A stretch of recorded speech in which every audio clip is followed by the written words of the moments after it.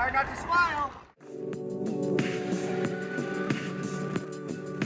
Oh, cool. I can see what's going on. Oh, that's fucking awesome. Oh, hell yeah. Bus time. So, is it legal to remove that mirror? Yeah. Okay. So, let me turn it on. I just last week before I left, I spent the morning making these officially RVs. They're officially licensed as motorhomes. So I can take everything out now. The truth is, on buses, you can't actually leave things in. Like this bus, they're painted over, the lights are. Mm-hmm. They still work. I can turn them on. They can flash.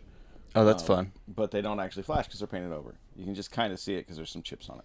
Okay. The other bus, totally. So you're not legally allowed to have that function in your car? I'm not legally allowed to have that function or ever do it. Anybody who has on the road, because I'm flashing lights for safety vehicles. There is safety. I have the lights for the other one, the one that's not. It's not as far along as this one. The yellow one. Yeah, it totally can turn those off. We can do that later. I'll show you those lights. They pop on. Cool. Yeah, we'll actually get some B-roll to edit in here. Kind of. That one I messed up the fuel filter on last week, and drove it back from Dallas, and it probably should have exploded. It's a huge fuel leak, and I have to get a buddy over here to help me fix it next week. Cool. So that was not safe. The whole fucking bus thing is crazy. Yeah, it's a fun adventure though. Do you have your phone? Your phone's right there. Yeah.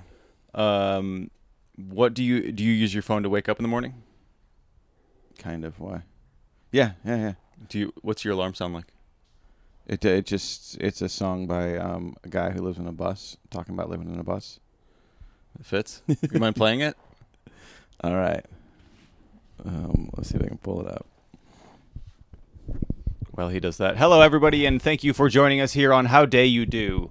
Special guest this week, Leroy Firwood. Sweet. The bus dude. I like that guy. We are sitting in his number 2 bus. This is the big shit bus. The big number 2. This is the one after the. What kind of van was that? Was it a Mercedes? No, I had a Ford Transit. Transit. 2019 Ford Transit. Well, I mistook it for one of those nice Mercedes. Yeah. It's pretty sweet. Have you met me? I mean, I don't know. And then you decked the shit out of that thing, and then you sold that, and then you bought this. Yep. The kinds of things that people are going to want to know. How much does it cost to buy a thing like this? Like this bus right here? Yeah. This bus right here was $9,000, $8,900 or something like that. Okay. And it was a screaming deal. I can get super nerdy about buses. I bought the van. I built the van out. It's pretty basic. They're all the same. I got a cheap deal on the van at every point. Like I bought all the wood when the wood was cheap. I bought the van. It was the last one. I bought the van $15,000 less than everyone else did. Is this real wood? This is nice luxury vinyl plank. It's not like wood flooring. No is the answer to that. No. So no. So, but I mean, you wouldn't necessarily want real wood, right? No, it flexes a little bit. I want this kind of wood. I like this. It looks cool. super pretty. It goes in really easy, and then I don't have to worry about it. I can just lay everything over it. I've screwed into it a bunch of places. It's nice. You can spill on it. Nothing really happens. You can. Dog can come in here. It doesn't permanently scratch it. That's what. Okay, so yeah, my house has old style wood. It's like 100-year-old wood floors. Yeah. We have that in there. You scoot a table and you're like, fuck. Mm-hmm. I just ruined a thing that's like an artifact almost. Okay, so I still want to hear your song here. Okay, here's the song. Is this a? It's a real song. Like it's from a real someone. Song. Okay, it's done by Isaac Turner. He'll totally give you permission. He's a homie of mine, and it's called "On the Road Is My Home." Okay. Top of the microphone.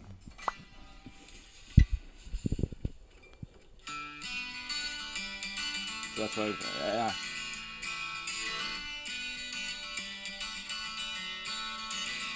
Okay.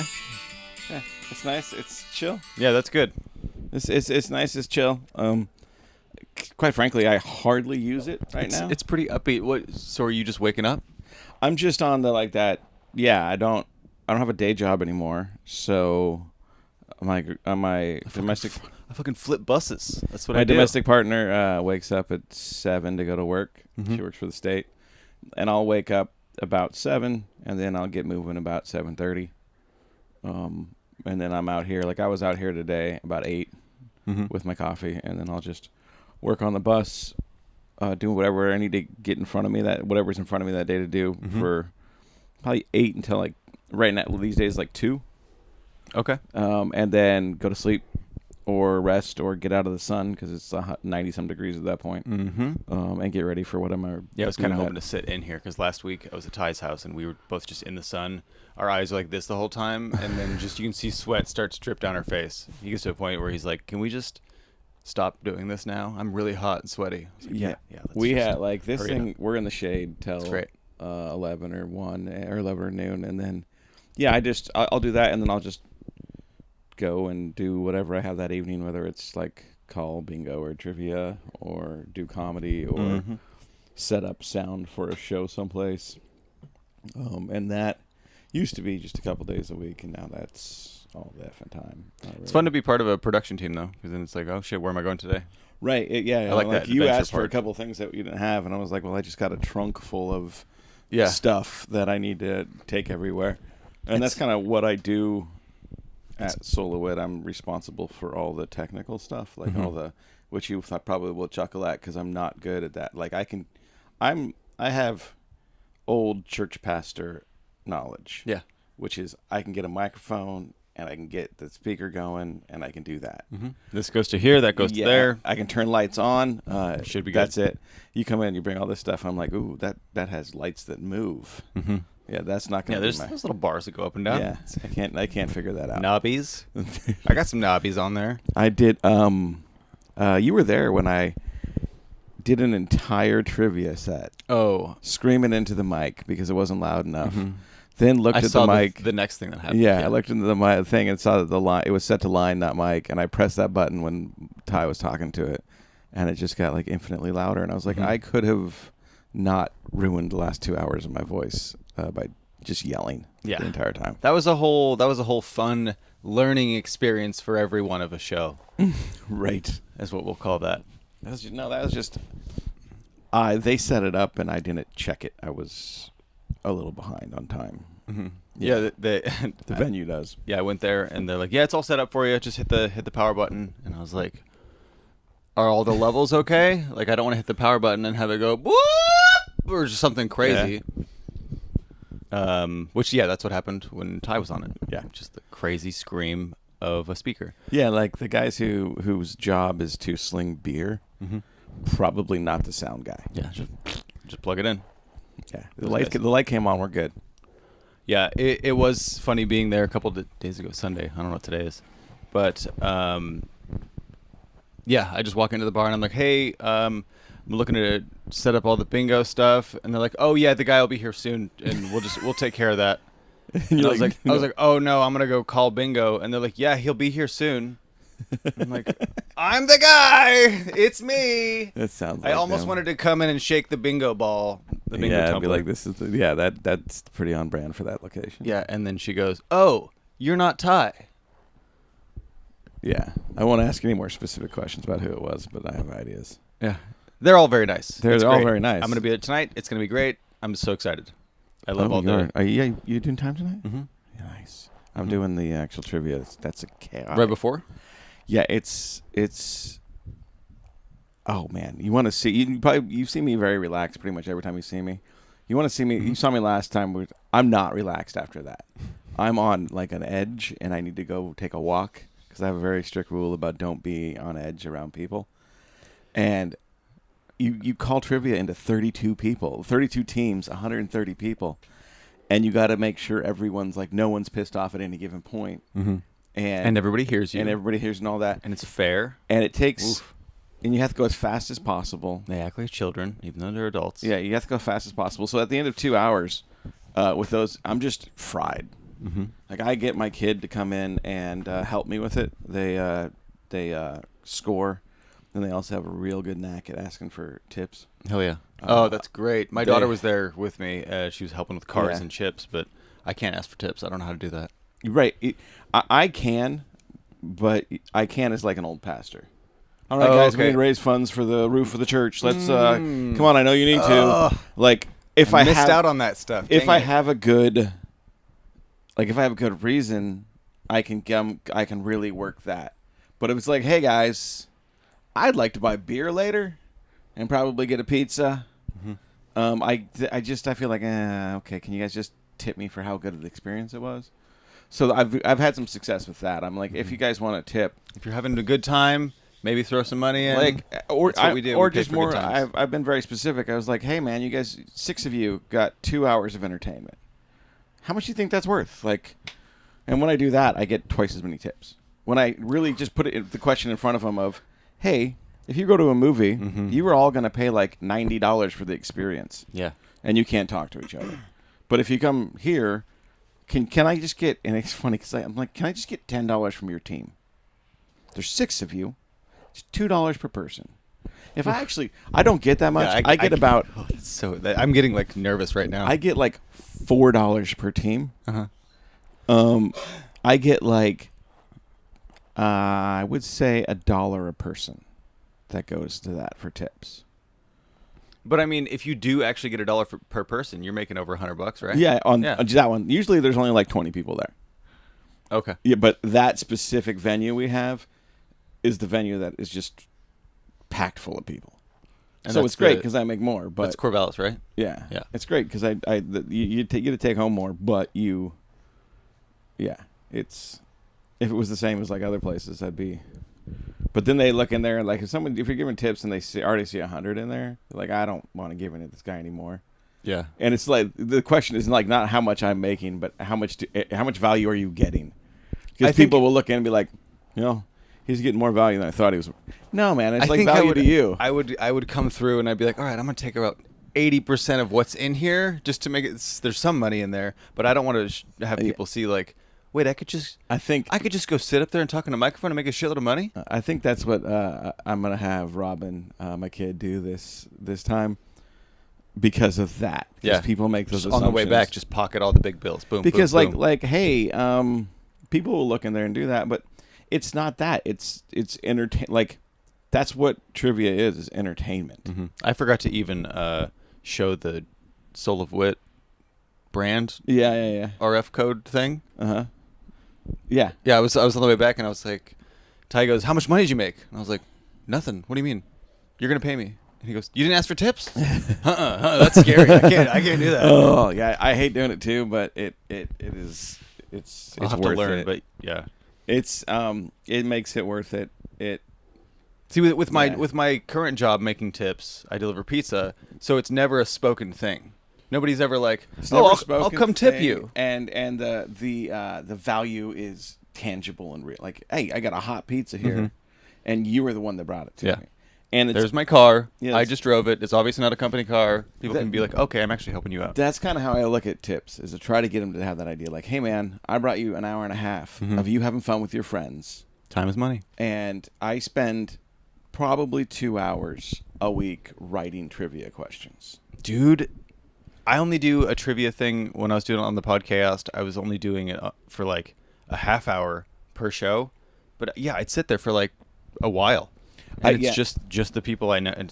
So what I do for that is, for the questions, I come up with answers in my head, just a set of answers, and it usually is something I want to do. Like I'll be done with this list, so I can say it now before this comes out. But I do a one that the final question is me doing an impression of the guy at the end of Warriors.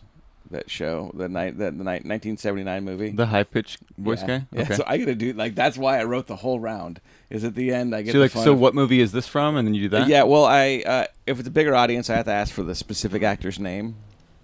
Like it's David Patrick Kelly, which no one knows. Yeah. But when you're going up against 130 people, you have to beat them. Like I need to write 10 questions that no team can get 10 out of 10 on. So do you start by just picking it out of your head? I know this instead of like, I'll find. So we were on the road for that road trip, and I was like, and so that was in my head, and I was thinking of the headliner, who's just a road warrior on that trip, Eric Escobar. He's freaking hilarious. so I was thinking of that, and like he had just driven 14 hours. We did a show, and then he dropped his car off in a Walmart parking lot, and we were gonna go drive another. I was like, this guy's life is just driving.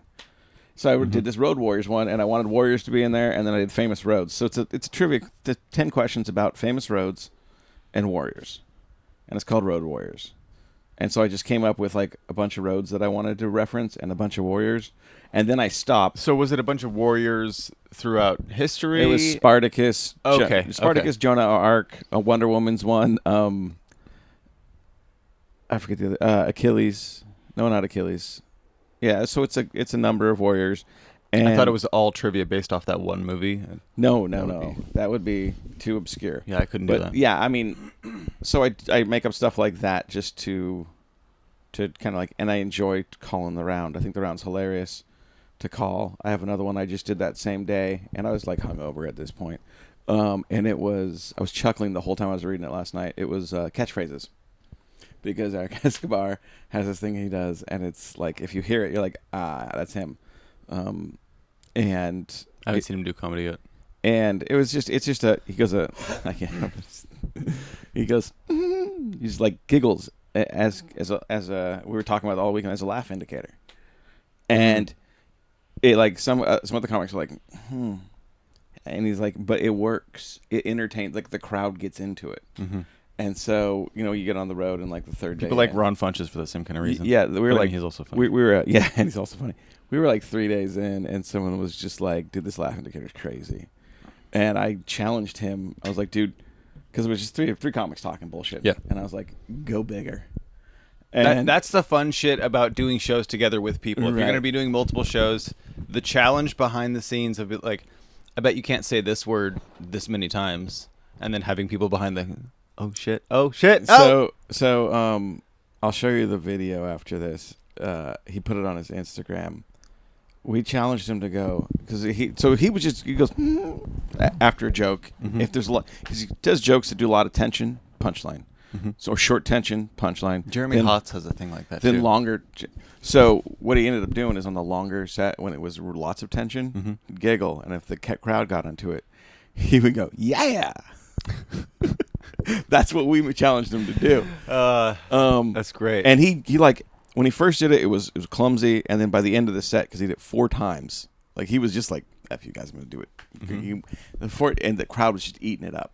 So then the last show, he's like, "I'm just gonna go and say yeah for like the last 20 seconds of my set," and I was like, "Oh, this is gonna be great." And like, oh shit, here comes his closer, and he just says yeah a bunch of times. No, and kills. his closer is he does set up punchline. Cool. So his closer is when he talks about his merch, he sets it up, and then he just walks off stage. There's no punchline. So he's like, people say that your merch costs a lot, and then he just walks off stage. Like there's no punchline to the last joke, and I think it's like kind of crazy and kind of great. So anyway, he changed his closer to this one. He did that, Mhm. and then he kind of like did it without a punchline, then moved on, stayed up there, and then said yeah for like 30 seconds straight, just over and over. Yeah. Yeah. Just the entire time. And I'm in the back filming it because I know That's he's a gonna do long it. time to be doing that too. Yeah, and Because time is so and dilated. and it's so absurd. Yeah. But Okay, so what's He had his said what's the his whole style of comedy? So if does that kind of play into what he does already? well, And it's just you had seen it in his set that night 4 times already. okay. On the 4 big tension jokes, when he would do the giggle and it would get more of a laugh, Mm-hmm. he would then do that. And so And it would people get more of a laugh? and it would push him even further. It was almost like it's okay to laugh even more than you are. This is a good one. Yeah. And then so they're already stepping on conditioned. people's throats a little bit They're already in a condition to like know that that's a good thing. in comedy. Yeah, in comedy. They're already in position to know it's a good thing. Mhm. And then at the end, they're like, it's just kind of an absurd play with the audience. Yeah. And yeah, it was. That they have no idea they're playing. That's Right. the interesting thing. If you get like a call and response going, kind of like that, because the call and response is I'm making a noise, you're laughing at it. Yeah. And if you keep that rolling, then you kind of break out of it and go like, "What the fuck am I doing?" Yeah. And they don't even know, and you're like, "This is weird." All right, and you get back in, Yeah, you're like, yeah. "Blah," and they're like, "Woo!" And It's the craziest fucking thing. yeah, and so like that, it was just it was the second time he had ever done it on stage, and it was funny because he's very like compared to where I am in comedy, everyone's good, but where like he's decent, he's very good comic. It was fun to watch him play with something new because his material's so dialed in. He was doing dialed in material and then playing with this during the I set. love watching people do new shit. People that know what they're doing do new shit. That's Right. important. Like when Kyle Kinane was doing new shit, I was like, he's like, this is the first time I said this on a mic. I'm like, it's more polished than anything I've ever done. Yeah, I guess he this was happens just- when you're 30 years into the He was just business. kind of riffing at a thing, and I was like, right. okay, so that's just you talking about what's here. Okay, so damn. All right, yeah. I'll just throw away my note card, and I'm going home now. Okay, Right. Like the people who make the joke about like where you're at, interesting. The people who make the joke about where you're at and then have like 5 good tags on it already. I'm just like, damn. Like that's the muscle they're flexing. Well, and I've seen, I can't remember where it was, but it's something that I've taken note of just like comics, like the headliners are there, and they're not talking to any of the other comics. They're just walking around, like just walking around the whole place that we're about to do comedy and going like, oh, okay. And they're so just learning so they can just drop this, and at any point it just becomes a tool. And it's nice. I almost see it as it's where and a lot of road comics do it almost to say, or people that aren't from that town, to say, hey, I see you where you're at. Yeah. I'm not a foreigner, 100%. Like, and it's weird because I have a lot of those skills in my previous like life, but it's weird to see comics use the exact same skills for different like means. And I was talking about with one guy who had been a free sample salesman for 7 years. Costco Yeah. style, that style thing. And it doesn't do like hardly any of that on stage. But I was watching him do like just mime what he used to do. Ridiculous skill set, just a ridiculously polished skill set. I was like, you need to do that on stage. I was like, how do I transfer that to just do it? Like, you can, because all a sample salesman does is make sure everybody in front of him is wanting to buy whatever he's selling. And I was like, you just keep that transferable skills to comedy. That's like, true. You can't That's totally become savant level at comedy with 10,000 hours because you're getting 5 minutes at a time, 15 minutes at a time, unless you get to the point of like the touring headliners, you're getting an hour a night. Yeah, and Even then, even if you're just before that doing feature work, it's insanely hard. And if you're someone who's starting and you live in Portland or something, you can go hit a bunch of mics. That still doesn't do it. You can hit a bunch of mics, then you can get on some shows, and I don't know. It's hard. I'm doing comedy with a couple people who are starting to be a little bit road doggy tonight, and it's crazy because like okay, so you're smelling something. okay, I'm smelling toast, which I'm just making sure that you smell toast. No, that's your Okay, that's the whole shtick here. Is I set this up in the bus just so I could watch your stroke. Okay. No, the neighbor right across the street. I think I'm handling stroke pretty Joseph well. at Steelbridge Coffee. It's Tuesday. He roasts coffee. He roasts coffee on Tuesday. Okay, just at his house? He's in that garage right in front of the blue car, just roasting right now in a big old Cool. roaster. And then later today he'll. That's the weird thing working from home, is I get to know the whole neighborhood and like they're really cool. His shtick is they do as least amount of like once they get the beans, the least amount of environmental damage as possible. So they got a solar setup. It roasts the bean. It helps roast the beans. He hops on his bike with a big trailer and delivers them throughout town. Wow. Just on his bike. And then they do it on the Saturday market too. So on Saturday he'll hop onto his bike and ride a. And here they have a Thursday market here, right? Right here, yeah. Yeah, that one's. They don't go to that one. That one's not that great. There's like you can get blackberries and. I have a friend who sells yeah. coffee there. Oh yeah, Trade and Ferry. Yeah. I talked to him last because I was like, I know some people who know you, and then I have a friend in the bus community who sells wine there. So they, well, not the nomad community. She drives a boxcar, not a box car. That's what I do. Box truck. Oh, okay. Yeah. So like a bigger version of your car. Perfect. Okay, so Anyways, we just your stroke took us off track. well, I mean, we haven't gotten back on track for a good 20 minutes. All right. But I am curious, once your alarm goes off, what is the first thing you do? Do you get your phone and grab it and look at Facebook? You don't seem like that much of a immediately to Facebook person. I'm in the software world for my old day job, so I understand the addiction process. Did you watch that movie? That documentary? That's no, but hey, we're all fucked. I have. That's what it's called, right? Hey, we're all pretty fucked. much. Yeah, I've lived I've done those things. Those are not I used to work with a guy who was on the dev team for Farmville when it started. Oh no! And so Zynga. Yeah, them? yeah, he was telling me all sorts of stuff about it's all baked in. I do software that bakes that stuff in.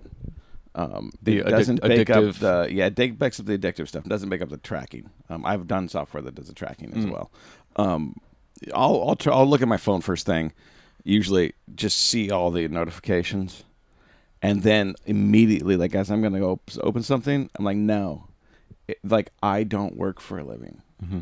I put it back down and I Nice. just sit there 20 minutes in bed, 10 minutes in bed. The dog comes and hangs out. And then I just try to be real low key and then go get the coffee.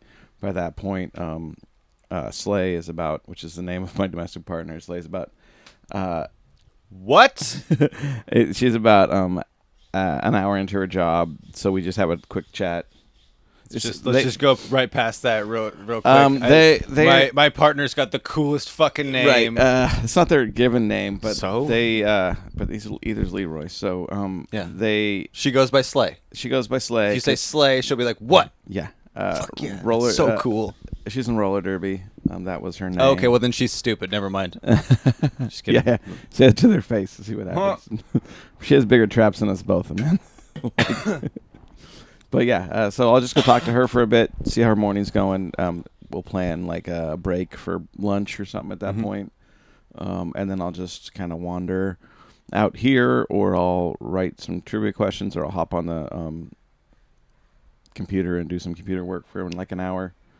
But I try to get out here by 8:30 or 9 at the latest. Oh, okay.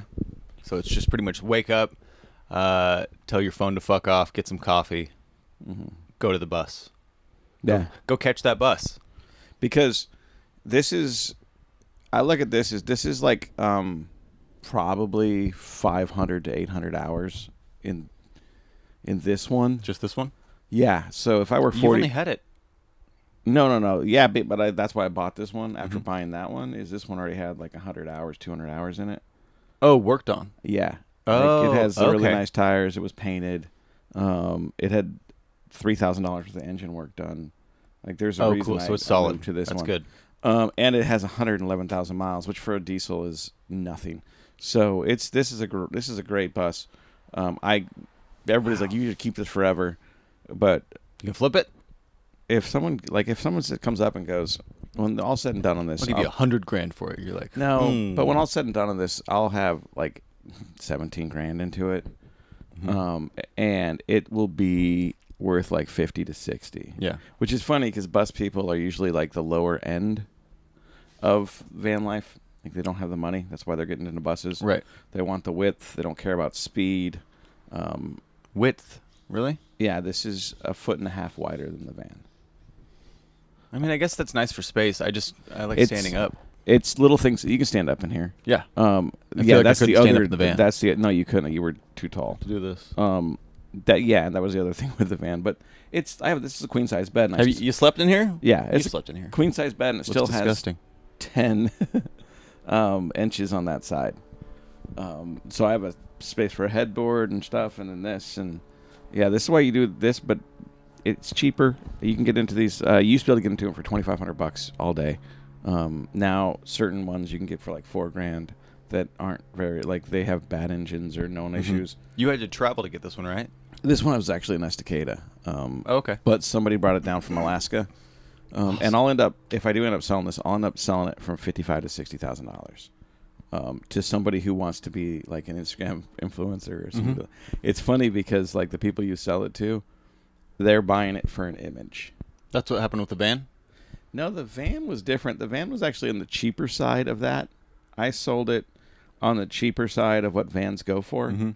And I actually sold it. I don't want to go too many personal details. Right. That thing was clean too. I sold it to Really nice. like an acquaintance in a group that I'm a part of, who's a doctor, and they were like, "Can I pay cash?" And I was like, "I prefer never to see that much cash in my hand at any given point." So they just directly deposited it into my bank account. So one day I woke up and I have no problem selling. I woke up and I had $65,000 in my bank account. Woo. I have a picture of that.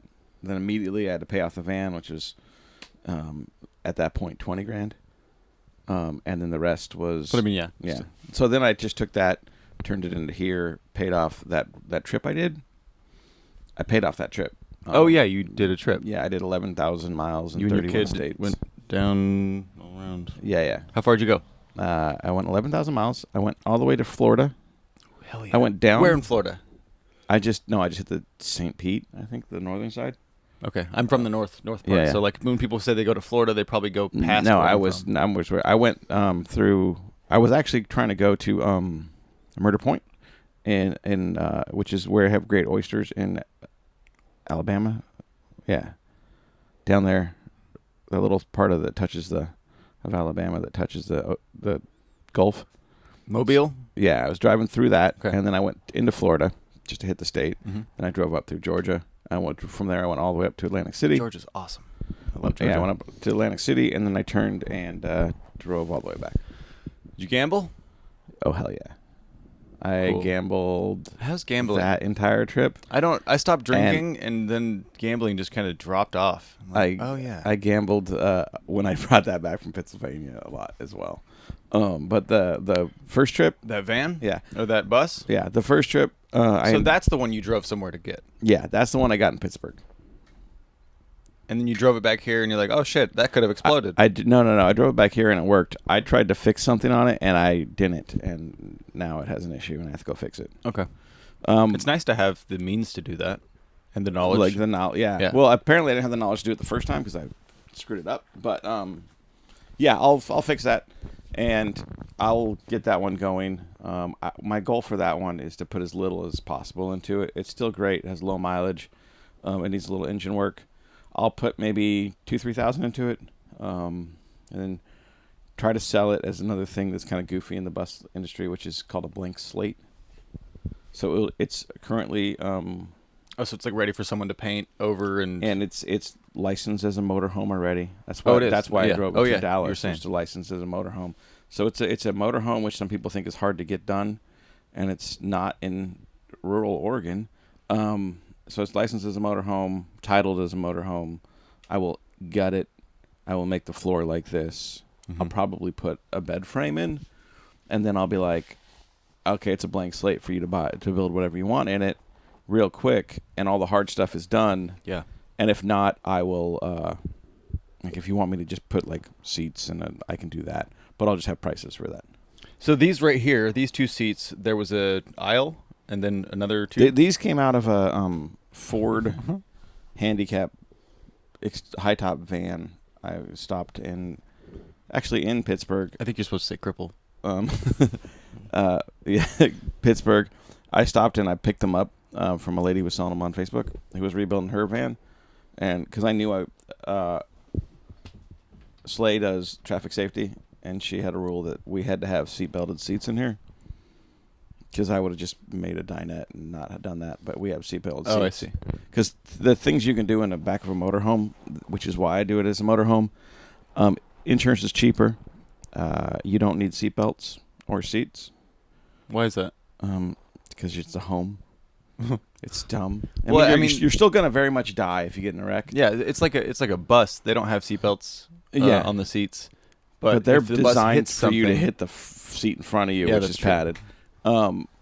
And then the other thing you can do, which is good for comedy tours, is you can actually have open containers while driving, as long as they're not within the reach of the driver. So if I was doing a comedy tour and there was like 4 people back here, they So could you be just like drinking. tease them, like Yeah, exactly, something like legal. that. So those are all like good reasons to get them as a bus or get them as a motorhome, and then like it's insurance is cheaper. Mhm. And he like when it's titled as a motorhome. People don't do it to the vans because then when you drive around a van that's parked on the side of the street, they're like, "Oh, someone's sleeping in there." Mhm. This is a bus. You don't hide in a bus. People know exactly what this bus is about when you drive by it. That's true. So there's no hiding, but it doesn't really matter. Do your neighbors? You think your neighbors look at your house and go, "What the fuck, dude"? My neighbors, I thought They probably know though. I thought they would, but they think it's great. I know them all at this point. Mm-hmm. Slay's lived here for like 14 years. She knows them. I actually know some of them better than her, just because I'm out talking to them. Like the guy right over there loves the bus. Comes over, talks to me. Knows that he can borrow like a bunch of tools if he needs to Nice. for stuff. The old guy down there comes over once a week to shoot the shit for like a half an hour, and took some bus seats. He loves it. The thing is, like right next to us, right here, is a church. I could spit on it from right here. Yeah, and it sucks, but not because it's a church. It sucks because it's the homeless food bank church. So 3 days a week, there's just a bunch of people. You get an on airsoft bikes. No, because I just try to keep things not from disappearing. But there's a bunch of people there getting food, which is fine. A lot of people need help in there getting food. But then there's lots of like people, obviously, that are in the camp under the thing, that are using drugs, that are just, and they want to talk sometimes. And I got to be nice, and because these things are hard to lock down 100%. So I prefer that they all like me. But they're there, and then Friday It's entire. It's either that or you get guns. No, I'm not. I can't shoot anybody. Well, yeah, that's they have to like you. Yeah, 'Cause you so don't they have seem to like like a gun guy. Because then down there in the corner on Friday nights, they do like 150 homeless people that have a meal. So, just like I'm not the problem in this neighborhood to the neighbors. It's not my issue. We have a bunch of cameras that are on this side, and we have lots of footage of like people pooping on our garage, people shooting up and having sex in this alley. So the fact that it's full of buses, everybody's happy because there's less other things going on at this little alleyway thing. Yeah. So yeah, it's kind of fun. It's like that. And I was like, Slay's gonna hate that I have buses here, and I was, there's enough money in this that I can go get a cheap garage in the wonderful industrial section of West Salem. Mm-hmm. And she was very much like, no, I want you like around. Like, if I'm not working, the cool thing is I get to have a great relationship with her. She's like, I want you around, and she loves the buses. Mm-hmm. I thought she was going to hate them. At first, she said I had to get a van, not buses, and then she got in a couple, and she's like, these are amazing. So the concession I had to make was those, and then she's super happy. Like, she thinks it's great. Well, and then there's the bonus of security. Yeah, the bonus You're of just security and walking around and all that, and yeah, and so it's fun. I make the joke for somebody who's unemployed. I work more than most people I know. Mm-hmm. That's fairly common, though. If you work Yeah. for yourself, you're actually doing a shitload of work. Yeah, you have to do everything. I have to hustle on everything. Mm-hmm. And I've when I once rebuilt a 17,000 square foot building to put a college ministry in, so I had a lot of the skill sets for this. Like I have a lot, like A lot of carpentry knowledge. yeah. Tomorrow, That's cool. because I don't think I'm gonna get anything done today. Tomorrow, I'm making hardwood countertops. Ooh, right here? Yeah, the table, like where you're at, and then some accents that go around to kind of tie everything together. There'll be a table right here, and then this will drop down, and there'll be this whole thing right here is going to be a drop-down bed and sleep on. It's not going to be super comfy, but it's lined up so that you can like sleep on this. There's going to be 2 foam pads, and you can just sleep there. Awesome.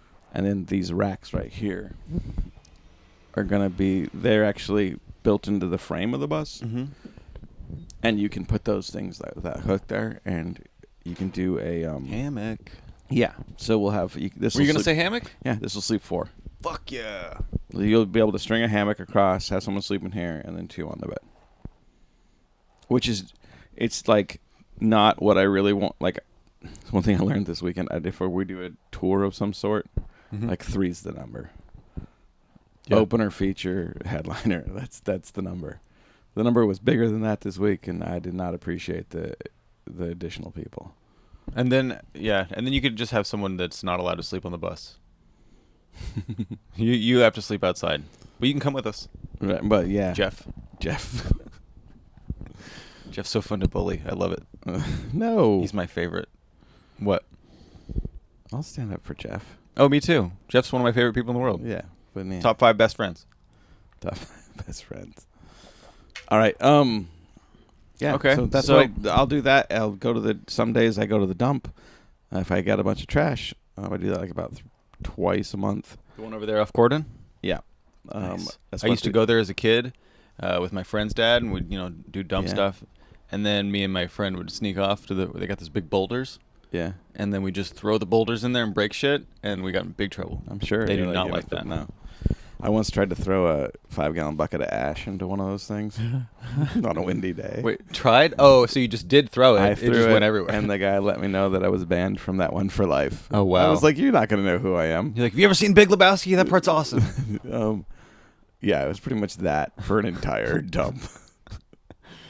But no, I do that. I try to buy all the stuff that I can from Amazon because they're like specialty items, and then I'll like once a week usually have a shopping day where I'm gonna go get things like this stuff, the wood, all the stuff that I need that I can get locally, and then the other days I just work. So you're a victim of the wood price. Oh, yeah. So you won't find any, like, usually you'll find like 30 or 40 sticks of just wood laying around that are just chilling because I can have that sticks? much. 2x4s. Oh, okay. 1x wood. Like, yeah, just like pieces of wood. Like long, uncut pieces of wood that are 8 feet long. I have like 4 right now because I don't want to go buy. So, they okay, cost so 4 how times much- as much as they used to cost. Okay, that's what I was curious. So like things that I could just buy for $2.50, so like didn't even have to think about it, just get 10 of them, are now $8 each. Okay. So yeah, so like, and that's just for. It's funny because it just affects common wood. It just affects pine and fir and wood that you do for building. Because What caused all this? Was it the chip shortage? it's a great podcast done by a guy my buddy in. Is this why I can't Ben- get PS5s? No, this is different. That's different. But no, this one basically it's a pandemic related thing. When the pandemic started, when I did my first bus, they fire sailed all the wood, so wood was like ridiculously cheap. I was getting 2x4s for like $1.50 Why'd they do that? because they were really uncertain about where the market was going and they wanted to get rid of inventory. Okay. So then everybody stayed home and everyone needed wood and nothing was happening. So wood went up 4 to 5 times what it used to be in supply costs. So that and now it's half of its peak and still 2.5 times more than it has ever been prior to the pandemic. So it's just the nerd part of me. Wood was going for $400 1,000 board feet, which you won't know. That just means nothing. But it's a $400 per one unit. It's like when you talk about gas barrels. Yeah, it's $400 for one unit. It peaked at $2,000 for one unit, That's and shitload. $400 used to be the highest it had ever been. It peaked at 2,000 5 times, right? Yeah, it peaked at 2,000. Now it's at 1,000. Okay. So now it's at 1,000 and it's going down-ish. But I bet you it's going to be one of those things where the new normal is going to be much more than the old high. So that's just like wood is something I have to be very conscious about. How I purchase it, where I purchase it, and the things that's funny is. So do you think that's ever going to level out, or do you think it's just going to coming to level? I think it's level gonna out about $800 a unit. Okay. So I'm going to have to pay So it's twice about as doubled much in as it, I yeah. used to pay, but less than half what I could have paid. It's kind of weird. Oh, it's like wood stocks. Yeah, it's exactly there is Woodstocks. Peace, dude. There's a guy in Bend, Oregon who used to be a professional football player, like a good one. Played for like 11 years, and now does wood sales. Wow. Yeah, so it's kind of interesting, like where you end up. But You know Big Brad? What? You know Big Brad? Big Brad. Big Brad? Black? Big Brad? The guy, the downtown Salem guy. Mhm. Oh yeah. Yeah. He used to play for the Cowboys. Oh really? Yeah. and he's a financial consultant now. More of an MLM kind of guy. Whoops. But yeah, he tried to help me out, and I said no thanks. But cool stories about the Cowboys. The Cowboys. Mm-hmm. Anyway, But yeah, they go into finance a lot. so the funny thing that I ended up being was I buy. So what I do on this, like, I have some nice pieces of American cherry right now. Do you think people are going to start just cutting out pieces of wood and hanging them up in their house? Like, look at this. I actually know. Oh my God! Is I know that some, is that like, an American cherry? I know some Instagram influencer who does that and sells them, and I think it's the funniest. She takes what I would consider scraps and puts them on a thing and sells them in geodesic designs. And people buy them because she's an influencer and they want to support her. Like, but I think it's hilarious. It's like pallet wood on a frame. But no, I go to a place in Albany that sells them real cheap. Like, the cool thing about the expensive woods, though, is they didn't go up in price. They went up like 10% because the market demand for them never changed. Right. So during the pandemic, kids just wanted to build skate ramps and all sorts of stuff. So the thing that was that went 5 times up in price, that cost, like, literally it cost, a tenth of what, or like a sixth of what good wood cost, like not hardwood cost, went up 5 times. But hardwood is that like pine and shit? Yeah, but hardwood itself only went up like 10%. So now I can get like a 2x4 of cherry is going to be like $12, and a 2x4 of pine is going to be like $8, where it used to be $2 and $10. So like it's interesting for the wood side of that, which is a big old tangent we're on. But like, I buy really nice wood now because it's not. You might as well. Yeah, I might as well, and it's going to look great, and I'm gonna put it in here, and it will really it'll make this go from, hey, this is obviously a bus that I've converted, to something looking a little nicer. Do you think that will make your price when you sell it go up? It will justify the price that I ask. Because people will be like, how come? You'd be like, well, when I bought the wood, it was expensive. Right. No. Like, it's that wood. This wood's always going. The prices will be justified because of the market, and I probably won't be in this long enough to see the market collapse. But what's happening is, what do you think is gonna? So many remote workers. Ready Player One. No, so many. Yeah, but that stack up on top of each But other? so many remote workers are able to do this. The jobs that are currently recruiting me to come work for them, it's kind of an interesting dance I have. I will only entertain it if it's remote.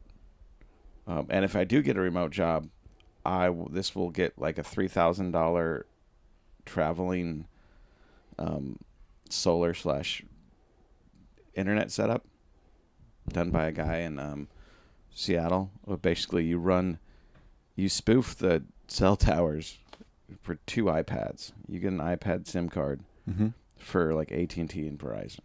And the thing about iPad SIM cards is they don't have data limitations. So you're paying $40 for as much data as you can get on a SIM card. Thanks for joining us here on the Pod Chaos. Did you know that you can head over to our YouTube page and hit that subscribe button? You should, it helps. Here on the Pod Chaos, we like to have fun with our comedian friends.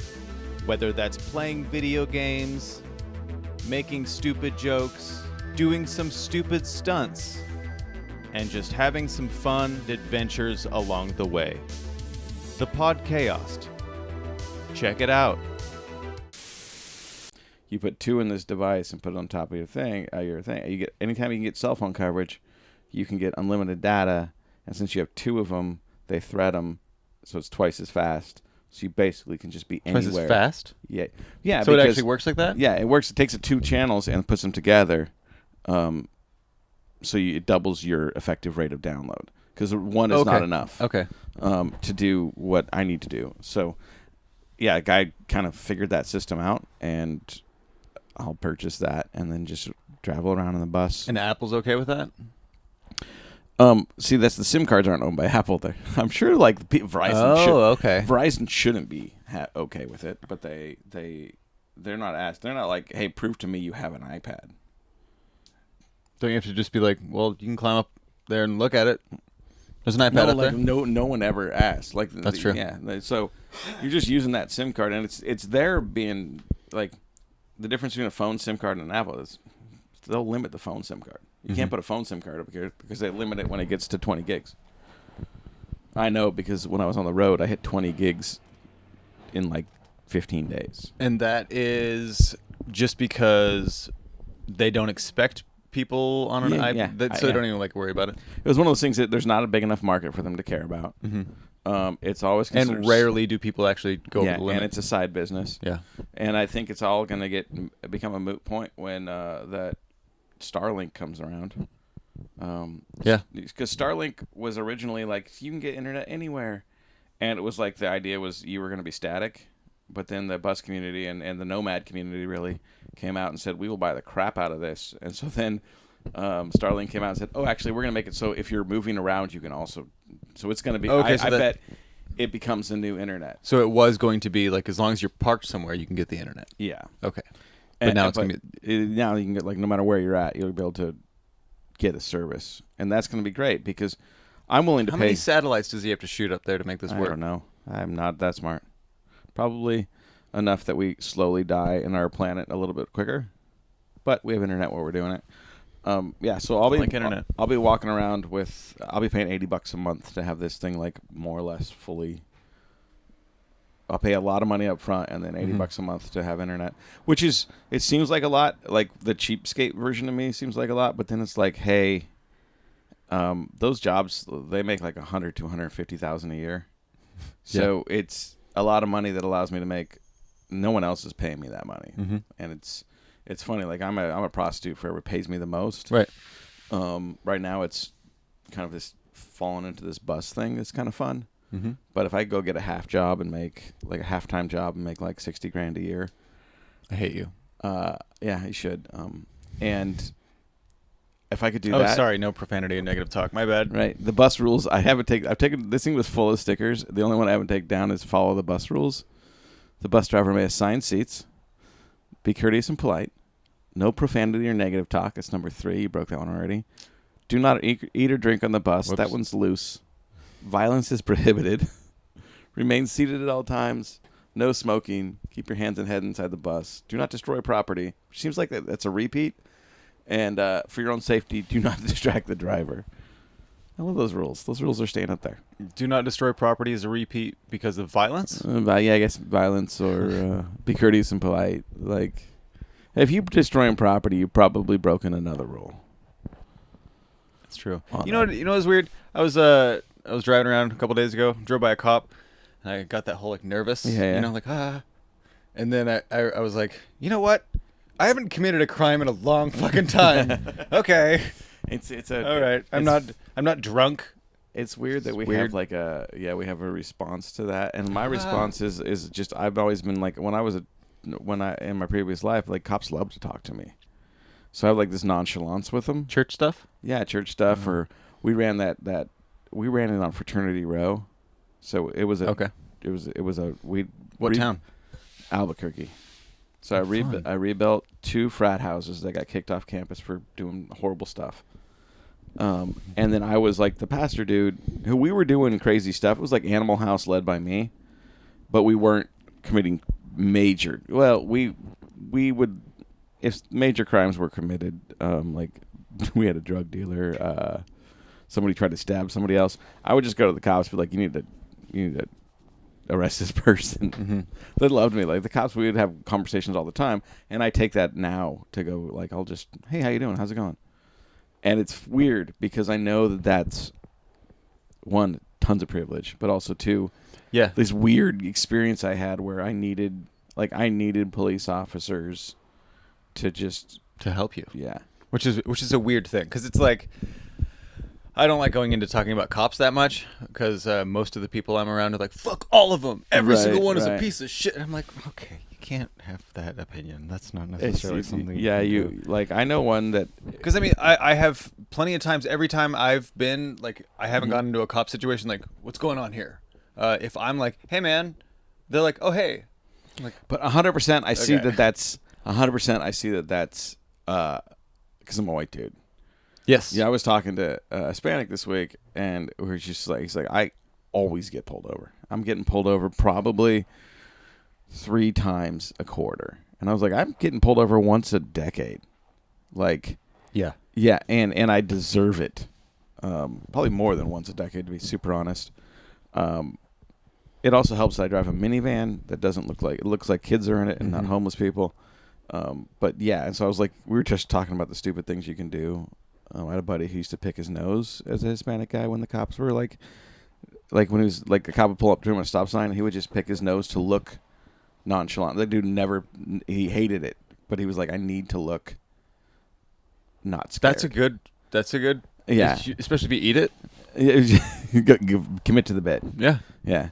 Because whatever, don't pick your nose and eat it or whatever, because that's gross, but I'll do that.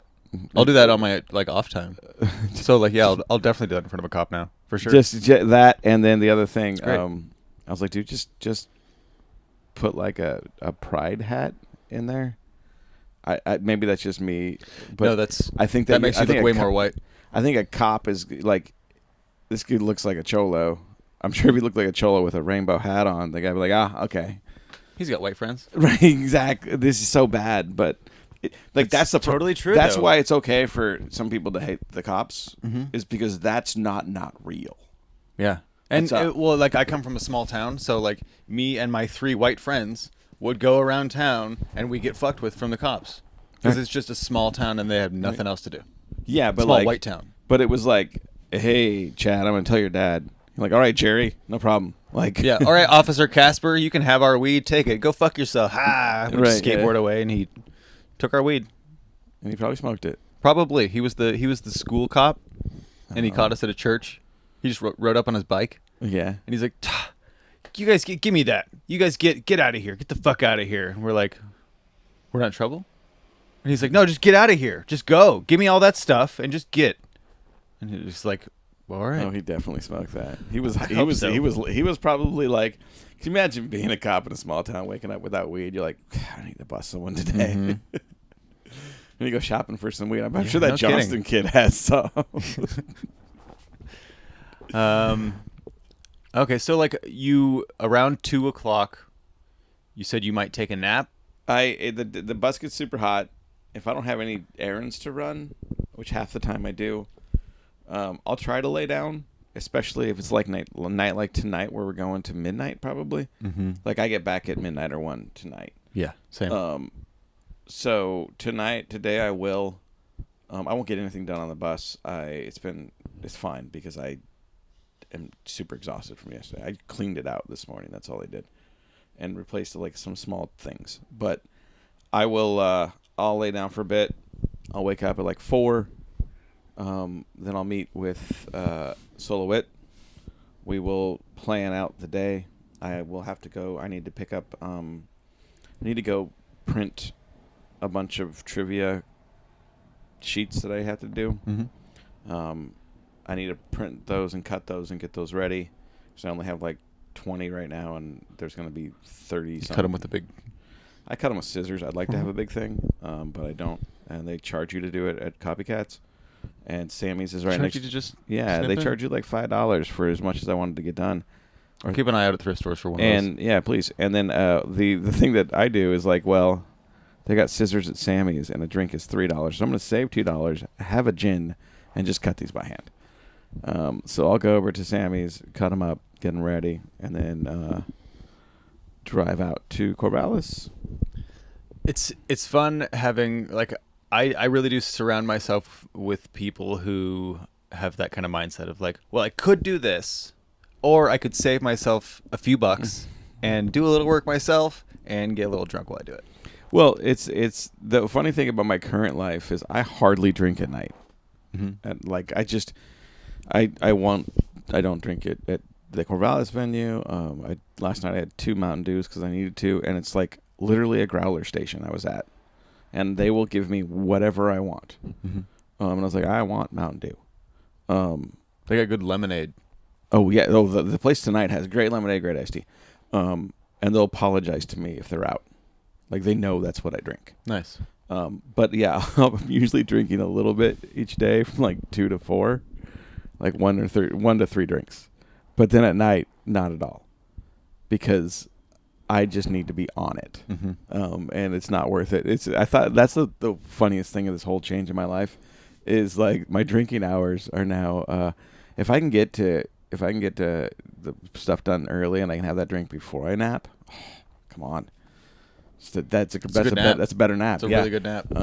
Man, I miss day drinking. That was the most fun drinking. I think I've come around to the whole, like, I don't think I'm done drinking. I think when my daughter is 21 or whenever she starts drinking, I'll be like, I'll go have a drink with you and see how that goes, see how I feel about it. I don't know. I've had a weird relationship. When I was a pastor. Well, yeah, your fucking partner's name's Slay. No, just in general in life with alcohol. Yeah. I've had a weird relationship. When I was a pastor for 8 years, I didn't drink at all. So because I was a pastor of college kids, and I did not want to show them any of that. And you were a college kid also? Or you were older? I was 25 to 32, so I was just a hair older. Okay. Yeah, I did that super young. And then I didn't drink. This is my second time not drinking. And I then stopped drinking for a few years once. Then I had 2 kids at that point, and I got married for a second time to somebody who had 2 kids. And I was always doing crap, so I very rarely drink. Mm-hmm. And then it's funny because my kids had never seen me drink. And then I would drink, and my daughter at the time would be like, she's like, I don't want to see you drink. And I was like, all right, like that's like interesting thing for an 8-year-old to ask you. Oh, for sure. Because they had never seen it before, so they're very empathetic. Mm-hmm. And I was like, okay, I'm not gonna like explain to you that I just didn't, like I would have previously, but I didn't because of a job. Right. So I just didn't until like I had a conversation with my daughter like 5 years later or whatever. Mm-hmm. And they're like, oh yeah, and I can understand now. As an 8-year-old, they couldn't fathom it, and I wasn't like, right. For me, I do not like. I'll get drunk like once a year. Just sloppy. I don't know that I've ever seen you drunk. No, you'll never. Well, yeah, you had the best chance because I won't name any names, but there's a. What was the time? There was a shorter person at the den who would love to serve me as hard as he could. Oh, okay, yeah. So I'd unintentionally get sloppy at the den. I mean, that's. But he would always ask before. He's like, because I ride my bike downtown, or I have the scooter now. Mm-hmm. He's like, did you scooter as in like a scooter? You ever seen my scooter? Stand up and we'll do the scooter. That's good B-roll. God. I'll give you on the scooter. Hell yeah. And so I would go down there on my bike, and I'd roll up. And the best thing about the den is they have that front room to watch sports in, and nobody's ever in there. Nobody. You just sit down and turn on the thing. Even when there's comedy, there's nobody in there. Ask the bartender to turn the music off, and you just sit there. And then like there'll be some other people that I know, like the guitar caster owner will show up, and so the bartender could be like, "Are you driving?" I'd be like, "Nah, I rode my bike." He's like, "Okay, sweet." And I was just like, this bartender just wants to get someone sloshed, and like I'm his freebie. I want to see you fall down on a bike. Yeah. So one time he was talking shit because I was in the smoking place of there, too drunk to ride my bike. Yes. And I was just sitting there trying to get sober, and he was trying to give me, and I was like, no, I need to ride a bike. I think I actually left my bike home and just stumbled. That's great. And it was a mile and a half, and I do not remember the walk. Like I should have recollections of that walk, and I don't. Oh, there's a walking bridge. I was like, how do you even do that? That was back when I was over by Tony's Tacos on Capitol. Oh yeah, I still live over there. Yeah. Right, like like 3 houses to the left of that, there's that brick house. Yeah. I used to live there. Oh really? Mm-hmm. I used to live directly behind that. Like there's Tony's, and then there's that house on the big lot, and then right behind that, I lived at on the corner. McCoy. McCoy. Oh shit! Right at the corner of my kids. This is a good story. My kids. Wait, I wonder if did you ever see someone like grab a dog once, and then you like looked up from your paper, and then looked back down because there was a dude in a pizza car. Like, do you know whose dog this is? No, that happened. That was a weird thing. Okay. But we. That happened to me one time, and it was that house, and I was like, "Is this your dog?" And the person who, I don't know. It was a while ago. They were just So so I apathetic. lived there the year before the pandemic. That's where Zach. That was when that's, that happened. Yeah, so that's where Zach came when I gave Zach all that like weed and alcohol when the first the pandemic happened. Do you remember that? He gave me a bunch of onions and potatoes. Oh my God! Yes. It was the start of the apocalypse. Yes. That's where I was living. I did this something. I think it's super cool. Oh yeah, I was gonna help build something. Oh, yeah. or something. Yeah. Okay. So there was what was super cool about that was I rented this house and it's we've already given the location more or less. It was 4 bedrooms, 5 bedrooms. Wow. The catch is the owner lives in the mother-in-law basement apartment, but he's the coolest dude, and he doesn't mess with you, and he doesn't care, and he's super quiet. And Is that what they call that? yeah, like it's separate. mother-in-law? Yeah, well, like it's just completely separate. Has its own little kitchenette. You never see him. You Okay. share he has to walk up from the basement, and it's there's a door that you locks it, so you have to you have one shared stairwell. Okay. But you only use it to go outside. It doesn't really matter. Anyway, the house is 5 bedrooms. We rented it for $1,400. That's pretty good. And it was me, my son. Yeah, that's less than we're paying. Yeah, it was me, my son, and it was freshly remodeled. Like, so it's nice. It's me, my son, 2 of his 20-year-old friends. And so we got on the lease. A year goes by, and at this point, he has graduated high Did you school. get your security deposit back? No. So here's how it works. Yes, I did, but in a different way. So a year goes by, and my son's now graduated high school. He's 19, and we go to the owner, and I go, I'm not going to be here anymore. I'm leaving. I'm going to take my name off the lease. And I was like, will you lease it to these people without me here? And he's like, yeah, they've been very good. And so my kid gets to this apartment where he's paying like less than $300 a month for a room. God. In a house.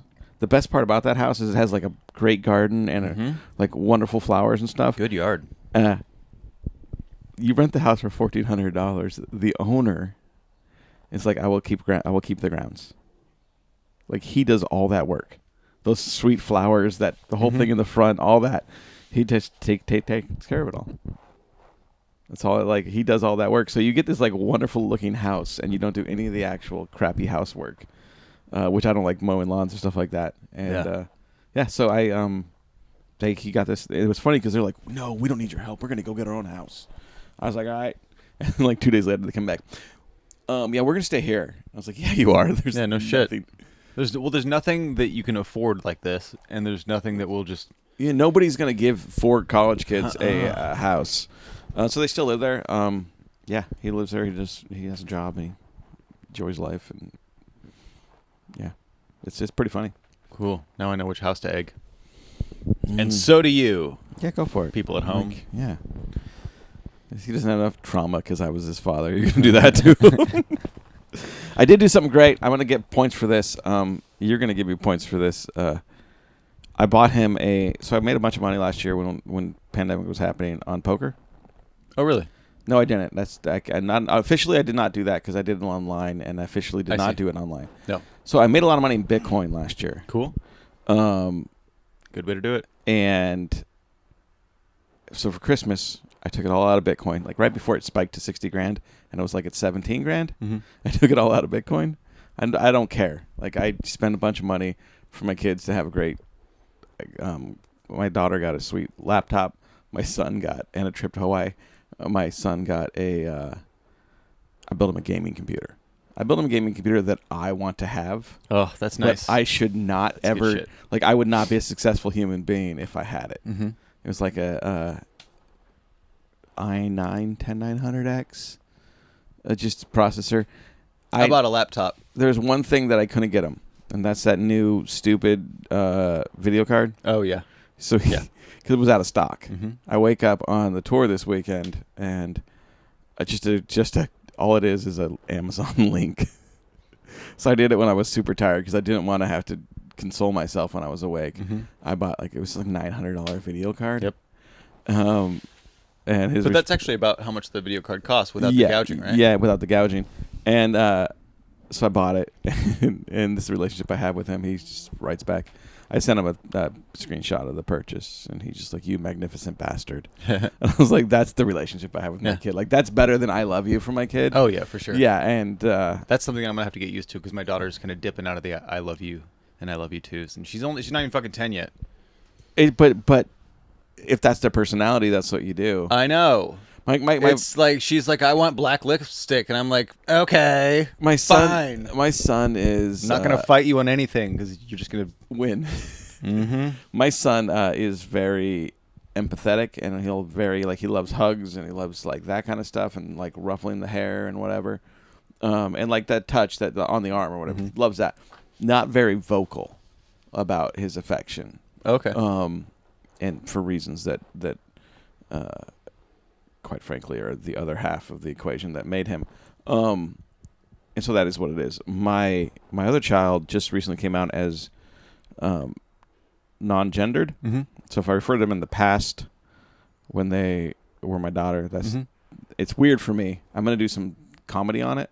Yeah. And people are like, oh, you're going to be real edgy. You have a little bit. Yeah, they're going to be real. You're going to be really edgy. I'm like, no, it's not. It's comedy based on what it is to be a father. Right. And approach transgender, non-gender, non-binary, like reality from my point of view. Right. Not like what I think about that. I think it's whatever. Yeah. It's not like you're not going to come. So here's what I have to say about trans people. No, it's really not like, at all. Yeah. What anybody. Yeah. It's gonna be just kind of like an effort to normalize it through my messing it up. Yeah. Well, I mean, and that's what we do, especially dad comedy. Holy shit. Oh yeah. So I want to do I have some really bad dad jokes I'm gonna do for that. But so anyway, that like on the other side, they're very like word based. Like they'll be like, I'll just tell them, if I just say I love you, that's enough. If I hug them, that's no, that's can't do that. It's just interesting when you have children that like. Yeah, like you have one say that one experience. Like, if you get more than one, you get just like, you were the same drunken experience as making the last kid. What happened that you're so drastically different? I just told my daughter on Sunday that she was a mistake. It was just funny because I was like, yeah, and some people just have kids by accident. I mean, you're one. And she's like, what? Rude. And I was like, do you think that we tried to have a kid? No, we did. She goes, my mom wanted one. And I was like, yeah, she wanted one, and that's why she didn't take. Never mind. We'll talk about Plan B later. Okay. There's fun comments like, there's fun realizations throughout the whole thing that your kids have that you can't give them about the parenting situation. Oh yeah. Like the reason I live in Oregon, besides Albuquerque, is a shithole you should never ever go to. I was in New Mexico. I had a great job at the time for me. I just got my MBA. Yeah, I know a lot of people who used to live in New Mexico. And it's called the Land of Entrapment, which is the riff on the Land of Enchantment, which is their state motto. I had a good job there, and I traveled a ton for that job. And my kids would split time between here and there. 6 months. They did half the school year there. That half the sucks. School year. People would say that sucks, but for them it was just normal. So they would just had two sets of friends. That's true. Like it was just like, okay, after Christmas we go to New Mexico and we just hang out with all his friends, and then we come back in June or July. Yeah, I mean it sounds hard, but if you're a kid, it's normal. That was their normal. They had the best situation because school here starts really late, and school in Albuquerque gets out really early. So they would start like September, and in Albuquerque it started in May or in August, like early August, and then gets out in Albuquerque in like early to mid-May. So their school years are pretty short. Yeah, they were. But then did they ever have to? Because the curriculum is different in different states and counties and stuff. But we don't care about kids and education in America. Like they never had a problem with that. Yeah. They got getting older, and I was single. I found myself single again. And I was like, I went to my boss and I was like, I'm either gonna quit or I'm gonna go to Oregon, and you let me work remotely. And they said, yeah, but we may lay off remote workers at some point. Like they're the first to go. And I said, that's fine. So they paid me the whole time. I moved out here so I could be next to my children. I ended up looking forever. I spent a summer in Bend because once you go to Bend in the summer, you don't want to ever leave.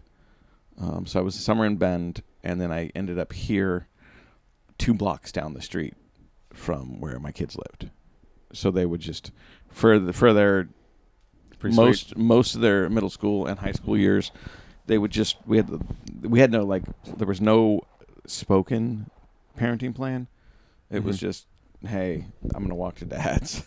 Yeah. And at the point, like, eventually I had to be like, hey, dad wants to be single for a little bit, so I need you to not be here. Because it just became every day. You got to knock and shit. Yeah. Like, please knock. There was one time he didn't, and that's his trauma. Yep. Yeah. My kid always. You got to give them 1 or 2 that they'll just remember and shake out of their head. Yeah. So that's how I got back to Oregon, and I was positive I was going to leave. My plan was when my youngest became 18 to get a van, build it out, and leave. My youngest is 17. I built the van already. Everything just kind of moved up with COVID for me because I had the capability. Yeah. And now I don't, like, I have a great relationship. I'm in a great situation. I'm happy. I'm content. The only thing I need to figure out is how to be happy and content and also lose weight. Because all the weight I lost when I did comedy has returned. And I'm going to blame that on COVID 5 years from now. Is that... Okay. It's just, like, so I need to figure that little one out. But I love being here. I can't believe I'm saying that. Because I speak Spanish fluently. I could be anywhere. But here is where the base is. And I've built a great set of friends in this town. Like a great little community. Yeah. If you live outside of Salem, you don't see the good part of Salem. Right. So it's like being here and being in it for a while is... it's pretty cool because there's actually really good people and really good things to do around here. And the difference, I cut you off, I'm sorry. No, it's it's good community place. The difference in the levels of getting to know the owners of places. Like in Portland, I could never tell you who owns what. That's totally true. I know, a lot of owners of a lot I of went things. to a birthday party for somebody who was turning, I guess, 40 for like the 13th year. There's a lot of those around here, too. Right, yeah. And they own a business downtown. And I actually built... Have you seen the speakeasy I built downtown? The one that's up above... Yeah. Have you ever been up there? Huh. Okay, I'll take you up there sometime. It's great. That'd be cool. It's just like... Because that was a place where... No, I don't know. I think that stuff was illegal, so never mind. No. It was... Everything we did... like it's just called the speakeasy. There's no serving of alcohol up there. We did one show there. The owner got lit. And she's not 40. No, 13, a couple years. Okay. So the thing is, the owner got lit, and the next door neighbor's like, "You're never doing that again." I could see that. And it was... Because wasn't there a little bit of comedy as well? There was comedy. It was allowed when you were allowed to have a certain number of people. We had that number of people. But things got loose. It was like $200 purchase made, and she had no recollection of it. So, yeah, I was like, if we're going to do something... That's like where we do comedy in weird locations. So I was like, if we're ever going to do it here again, you're not drinking. Like, there's going to be a sober... It's weird to be at a place and there was no sober contact. And that was just because it was a private event. Yeah. And so there didn't have to be. But, like, could you imagine going to, like, a growler station and you're, like, asking the person behind this counter, hey, can I get this? And they're just like, what you on? Yeah, just shit-faced bartender. Yeah. It's so weird. But, I mean... I had one recently. I've been to a wedding where the bartender was just out of their mind shit-faced. And I was like, this is fun. Speaking of that, it was one of the 4 venues we were at this weekend.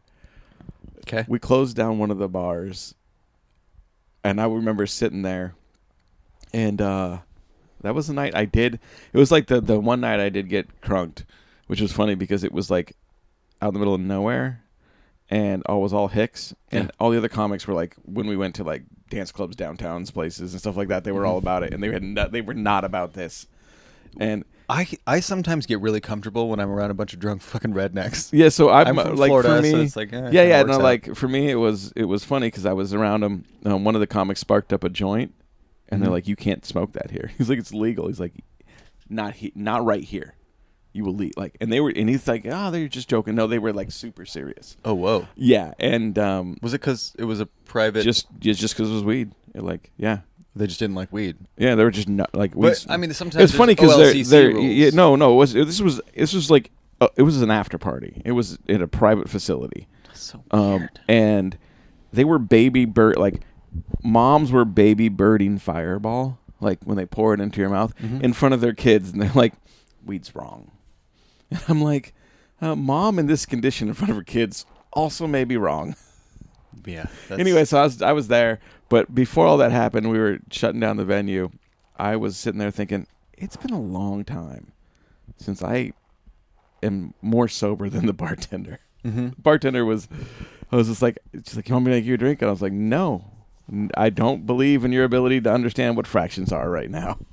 I was at a comedy venue a little while ago, and I pull up, and just out back of the place, there's a bunch of people fucking smoking weed and whatever. And then I go into the place later, and then I was like, "Oh, I recognize this bartender," and she's just like, "Hey."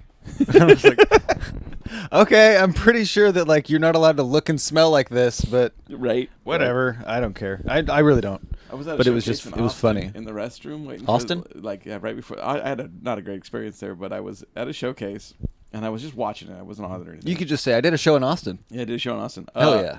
And I was at the showcase and I was just using the restroom. This dude with a mullet comes in. "Hey man, mind if I do some coke?" I was like, "I fucking don't care." I was like, "I don't care. I'm from Oregon. Like, the best thing about it being legal here is it's no longer in the restrooms." So he just goes and does a big old line, and then I walk out and sit back in my seat. It was the headliner. Hell yeah. He had lots of energy, though. Lots of energy. Yeah. He was going hard. And I was like, "Oh, okay." He's got a long set. It wasn't. Everybody had 10 minutes. Oh. It's one of those things where, like, that's an Austin thing where... Headliner by draw. Okay. Yeah, like, it's those things Austin, like, hey, there's 8 comics. We're giving them all 10. Mm-hmm. That's weird. Yeah, and you never really get...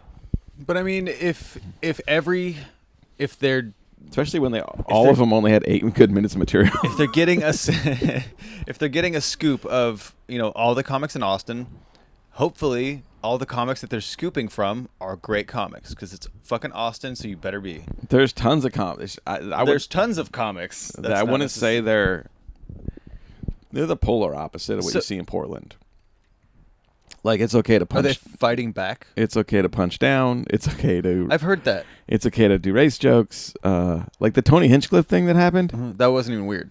No, I just- saw at the same showcase. Yeah. The guy. I saw somebody walk a guy by using Asian racial slurs incessantly against that specific audience member. Like, it was like, and the thing is, I know the comedian. He's from Seattle. Which one? Oh, the The comedian one that that walked the guy. Yeah.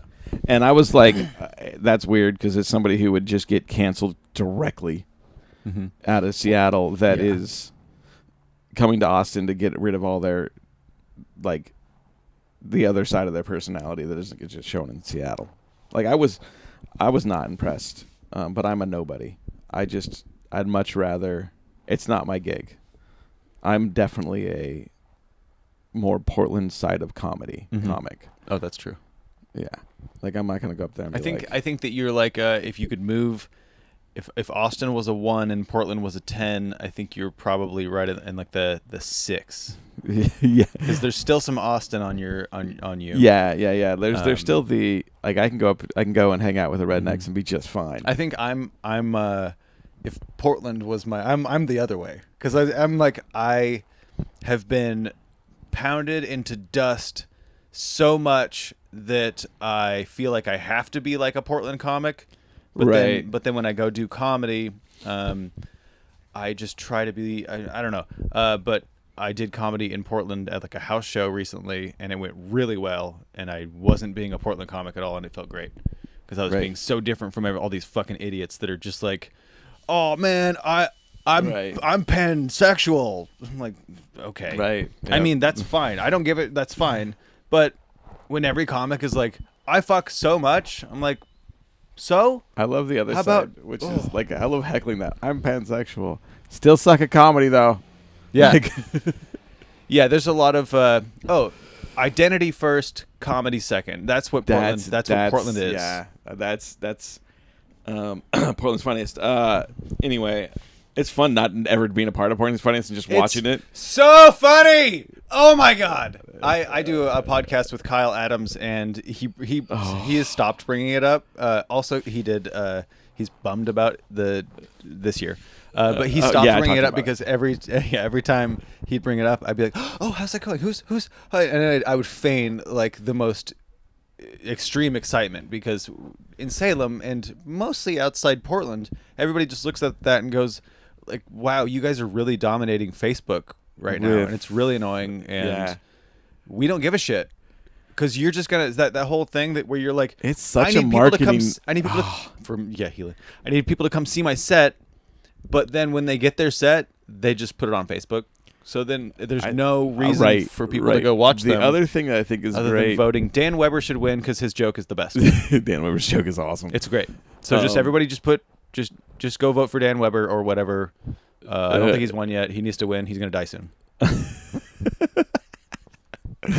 Rip Dan. No, like and it's funny because I think it's going to inspire somebody to say, "Fuck it, let's actually just." Portland can support like probably 3 or 4 comedy clubs, and they have one right now, and an amazing. They have one and an amazing park show that is apparently run by the Kickstand people. Yeah, it is. And that park It's show amazing. is It's amazing. it's better than any venue I've seen so far in Portland. It's so fucking good. Holy shit, it's good. Yeah, and so Yeah, I was just there last Friday. And then did the two headliner Fridays. not make it last Friday? No. Oh, I feel sorry. Gout. Oh, yeah. Give that guy some cherry juice. Come on. Gout Speaking like a of which, mofo. He left a voicemail. So that- they played the voicemail in the very beginning. Of that like, guy. who's here for Kyle Kinane? And then the whole crowd goes, wah! And then he goes, well, he's not going to be here tonight. And then people go like, they start laughing as if he's joking. And then he goes, I mean, really, here's the voicemail he left me. And then they play the voicemail. He's like, it's Kyle. I got gout, beer, and shrimp. Yeah. How do you be vegetarian and still have a? He's a vegetarian? Yeah, mostly. Yeah. How do you like? It's a thing. So how do you be vegetarian and still eat food so rich that your gout flares up? Other than light beer. And I want to give him. I want to talk shit to him because I know no famous comedians. I know one. You know one? And it's the only reason I know Kyle is because I offer him whatever service he needs for his van. Hey, man, do you know somebody who does this? I do. Mm-hmm. Actually, he has an issue right now with his electrical, and I know somebody who's just an absurd Kyle Kinane fan, who was just like savant level electrical and buses. I was like, dude, yeah, I'll get somebody. I'll get somebody to fix it for you free. He's like, how? And I was like, he might gush a little. That's the payment, though. Right, the payment is It's totally fine. Yeah, so yeah, it's funny for me. Like that's a relationship I have in comedy, like the biggest one I have so far, and it's based solely on the fact I had a van. That's Hey, it. that's fucking I great. reached out to him. I was like, "Hey, I heard you got a van. Jake Silverman can vouch for me." And like a couple days later, I get a response back. Yeah, I don't need anything for the van, but do you know a place I can do a show in Salem? I was like, yeah, I know a place. Sure do. There we go. But yeah, so that dude's I love him because he's just 100% comedy, unless gout's involved. Well, I mean, yeah. So the nobody felt. Also, I looked around the crowd and not one person left. It was great. Right. Well, that was a good lineup. Yeah. Yeah. And yeah, nobody blamed him because he would have had to walk Yeah. a decent amount to get to that spot. So Right. Yeah. it's totally Yeah. fine. But I think that's a great. Like, I think you're 100% right on the Facebook dominance. I think one of the outcryings is, yeah, we don't need another big club. Right. I'd love a Chadwick's and Medford situation where a bar just becomes a club 2 nights a week. I would love somebody to make Olympian a club. Every Friday and Saturday we have a $20 Kelly's? show. Yeah. And I know Hijinks does it $5-10. I think Hijinks, what he's doing, great. What they are doing is great. Dirty Angel. I just give me more. Give me consistent. Give me every week. People will show up and buy tickets. And Kelly's is a fun little fucking place. I love Kelly's. And that place you can do comedy there is perfect for a small comedy show. Like where they used it for the festival. It's great. I did a Salem Takeover show there. Yeah, it's.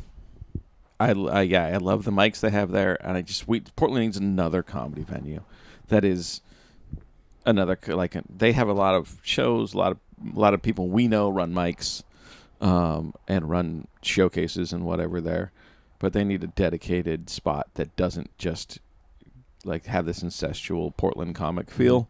Yeah, that brings people who. Like, I feel like a lot of the showcase mics, the only people showing up are other people in the community, in the comedy community. Yeah. I would love to see. Yeah, and there's that, and there's just people that are kind of wandering in, which isn't that much, but with the PFP stuff, the funniest person, it's... Hey, I got 10 tickets. Yeah, 10 tickets, and then the club goes... Right. Yeah. Because those 10 tickets, those people are going to sit there for free, but then they're going to get an $8 drink and a $12 drink and a $25 piece of food. And you never feel obliged to pay any of those comics anything because it was a free show. Yeah, and hey, we're giving you tape. And they do it every Tuesday and Thursday or Wednesday, like every slow day at the club for fucking 5 months. Am I just digging myself out of possibility of playing helium again? But no, I don't think so. just Nobody watches it's this. just an interesting thing to break down what it is, and it's not even negative against it. It's just well, and the funniest people do win. well, yeah, like it's but if they make it to the semis, Yeah. I can look at every single one of those sets, those groups, and I'm like, huh, there's one person in each one of those, and I'm like, they were the top 3. And great. Also, I keep seeing like people go like, here's the 3 finalists, and there's like 30 groups of 3 finalists, and so why don't they put like a fucking bracket breakdown so people can watch that happen? Yeah, that would probably be good. I would actually look at it then instead of being annoyed every time I see Portland's Funniest come up. 3 people like with their arms around each other, and one of them is obviously super awkward about the whole experience. Yeah. I get why like sometimes I don't think that the best made it because I get to watch so much Portland comedy. Is the same reason the the Civic Smackdown we did. I had 3 great sets. Insane. And I'm not one of the good comics there. But will you give me 3 minutes? I'm the most comfortable of any of those people in 3 minutes. Wasn't that great? Because I'm just always doing 5 minutes. So you're just like, cut out the 2 that don't work and just do... Exactly. Like, I only got 3. It was so fun. And then the last set where we were the losers. Yeah. So it nothing mattered. It was like for sure nothing mattered. I loved it so much because it's like, hey, you lost, so there's no chance that you'll win anything. So just go have fun. The and only problem that's it. I wish we had to that is I wish we would have recorded Zach's 3 minutes. His last the last 3 minutes, yeah. After his first set, it was Zach, just go hard. Zach, just drink as much as you can. Literally as much as you can. And then when they cut you off, go across the street to the mini mart. All of that happened. It was great. We had one person on our team who can't read. Thanks for joining us here on the Pod Chaos. Did you know that you can head over to our YouTube page and hit that subscribe button? You should. It helps. Here on the Pod Chaos, we like to have fun with our comedian friends. Whether that's playing video games, making stupid jokes, doing some stupid stunts, and just having some fun adventures along the way. The Pod Chaos. Check it out. And it was the funniest, like, unintentional prop comedy I've ever seen. Oh, yeah, because people were like, is she fucking around? I know. And it's like, oh, no. No, she can't And read. I was like, especially what she writes. We're at this point 3 hours and 45 minutes in to a show, which I hope to never again say in my life. And 4.5 I hour just show did like total. I did my most offensive joke, because that's all I had left at that point. Like I have, I'm still new. I have like 15 minutes max, and of that 15 minutes, 6 is van life stuff, unusable. Like it just doesn't translate to non-van life people. That's true. And I can see that. then the other 9 was like I used it all, every last one. Yeah. I just need a 1 write more and 2. It was watching. It was funny watching people with not that much material just wring everything out Yeah. and go like, okay, this I only I only planned on doing 1 3-minute set. I didn't really understand how the structure was gonna go. Yeah. And then Ty's like, oh, you're going up again. And I was like, oh shit, let me scramble together 3 more minutes. That's fine. That's not too hard. And then he's like, you're going up 1 more time. I'm like, oh shit. Okay, I'm pulling out some old shit. Yeah, for me, it ISIS open micer. Here we go. like I have I have the thing where we're doing, so I get I get 5 minutes because I can do decent 5 minutes now, but a lot of it is also running all the soloist stuff. Okay. I get 5 minutes other places where it's not soloist, but not nearly as much as I get soloist. So I'm very comfortable with about 10 minutes worth of material, but I'm doing something 5 nights a week at least. So last week I did 6. This week I'm doing 6. How many open mics do I get to go to if 6 nights a week I'm doing bingo, trivia, or setup for a show? Like that's the biggest. Do you work in comedy? I have in your to. bingo and trivia. I do. I have a new joke I'm doing about my son came out as bisexual, but I wanted to have a conversation about it, and it was like basically any woman that he has a great relationship with, or any hot guy. And I was like, well, I hate to tell you something, son. I guess I am too, because like Chris Hemsworth shows up. He's getting a blowjob. Yeah. Like even the ugly Hemsworth brother. Look him up. He's shorter. He's still hot. Yeah. He's almost cheating. Because it's like, okay, yeah, like you're saying. Yeah. We're all fucking bi, if that's the case. Right, yeah. So I'm working on that joke and finding some taglines. And then I had another one of the one that I want it to be longer, and it's not. It's sneezing's 1 to 2% of an orgasm. I'm like 5 sneezes. 5 sneezes. I can't even say it right in the bus. And it's just a line, and it works, and it gets laughs, and then I interject it as it's a segue. I'll do a long story, a one-liner, and another long story, and that's just a one-liner. And if it fits the subject matter of the 2 other jokes, and both of those, what happens is they get vetted. Like my open mic material, when I do it now, has been vetted as funny by people who weren't there to laugh. So I'll do bingo. Like, you guys want to hear a joke? And they're like, yeah. And I'm like, okay. What is Beyond Burger and Pagan? Like, I pulled that out one time. And because I looked around the room and there's no kids. It wasn't supposed to be because it was at a growler place. And I looked around, quick look, no kids. So I was like, okay, I'll do a joke about pegging. And I look up and there was like a 19-year-old there with their father. And I was like, crap. And the funniest thing happened. He looks over. He asks her, "What's pegging?" And she starts to describe it to her old father. And I'm like, "Great." But I'll do like stuff like that. See him sit up straight. Oh, okay. I do. Yeah. So mom's birthday. No. So I do stuff like that. And then if it does work, I do get some laughs. There's been a ton of things that just don't work, so I just move on. Yeah. If it gets some laughs, I will work it into my next once a month or once or whatever. Open mic. I'm trying to do Sundays. I'll do the 2 open mics on Sundays with the material that I worked for that week. I have to, because there's no other way I can get. And open mics are so important. What are you hitting on Sunday? Kelly's, and then what's the late night one on Sunday? And Mandolin Deal does Pizza Schmizza. Oh, and then Kelly's is a like thing. Yeah. So I'll just go up there. Kelly's is early, Schmitz is later, right? Yeah. There's just the 2? Isn't there Do one? you ever go on Tuesdays? Isn't there the golf one too? Oh, is the Trails End? Is that on Sunday? I don't know that day. Ooh, that might be Mondays. So I know because. But yeah, no, that's good if you can hit. Tuesdays is Common Fields. Every day, every week now. And that's it's one of the bingo and trivia. It's trivia and comedy. Oh yeah, they are one of our largest accounts now. Is Brew every Tuesday? Brew is just starting to be every Tuesday. We'll see if they take off.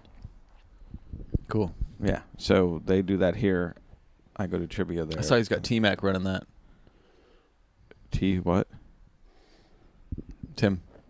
Oh yeah. Well, yeah. Maybe he was just doing tryouts. Yeah, just I don't know. It's the thing is that stuff. Like some comedians, like I won't do that. I was like, it's money. Mm-hmm. It's money. It's mic time. We're hooers. We are hooers. Not even that. It's mic time. Like Oh, you were telling me some things you were doing in bingo, and I was like, I need to do like those are good things. Like I just have sayings for like B3PO and like just stupid numbers. I'm like B12, the best B vitamin. Here's one my daughter knows how to do. B9. Stuff like that. That's- But yeah. like it's just it's one of the things it's teaching me is even if you're up there performing or doing something, keep a keen eye on the audience at the all time. Oh yeah. Try to get facial expressions or body language or whatever you can off the people. And so that's Yeah, I can't stop being. I'm those are skills that I'm not I a need, bingo caller. I'm a comedian doing bingo. right, And which so is that's- completely. it's fun But you to know what work that on is? That's too. that's whatever the bingo payout is, plus you doing it for an hour, being on in front of people for an hour. So the next, like if you were on in front of people I'm on in front of people right now 6 hours a week on a mic in front of 12 to 150 people, just having to say and do the right things.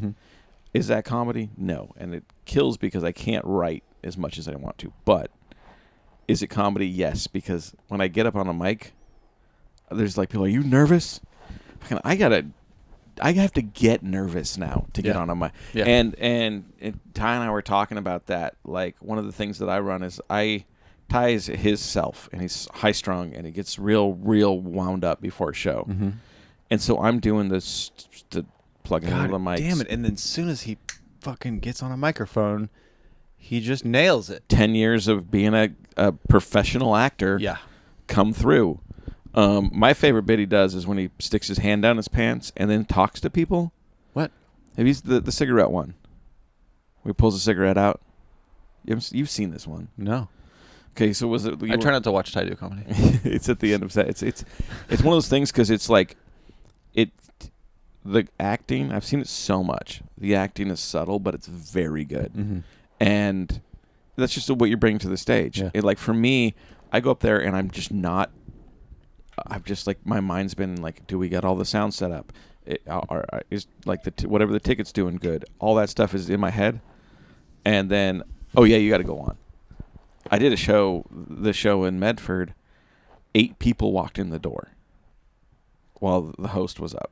I'm going first. I'm paying my mind's like money, ticket. Get your stamp. Get this person who's going to sit you down. All that stuff's running through my brain. Are you the person seating them? No, someone else Are you was seating making them. tickets? Or are you just I watching? was doing tickets because Okay. we were down a person, and then I hear coming up to the stage next. I had to go from that, which is being nice, being friendly, to 8. It was 8 college girls walked in. That to going on stage, and that that set wasn't great because I needed that 3. I need like 3 minutes to lie to myself and get stressed out because I'm so relaxed that I need to be like. If you saw me before the comedy thing, I was pacing. I was like almost buzzed with energy. Yeah, that's everybody. But it's for me. I'll go up there and I'm like, so yeah, let's do this. And then if I'm not buzzed with energy and I miss a transition, because I'm still new enough where I miss a transition in my set, I'm just like, it's just because I'm tired and don't care. And you don't want to say that on stage, Right? So I need to get amped up. Yeah, so that's what I learned because I've spent like you did it the other day. You spend, hey man, how's it going? B8, we have a winner, yay! I need to do I'm getting better at that, but I had it because I did. It's fun because everybody say there's a character sheet or whatever you want to call it, and it's just comedian, and everybody has there's all these skills that you need to be a comedian, and you got those 5 punched out, and sweet, that works for you.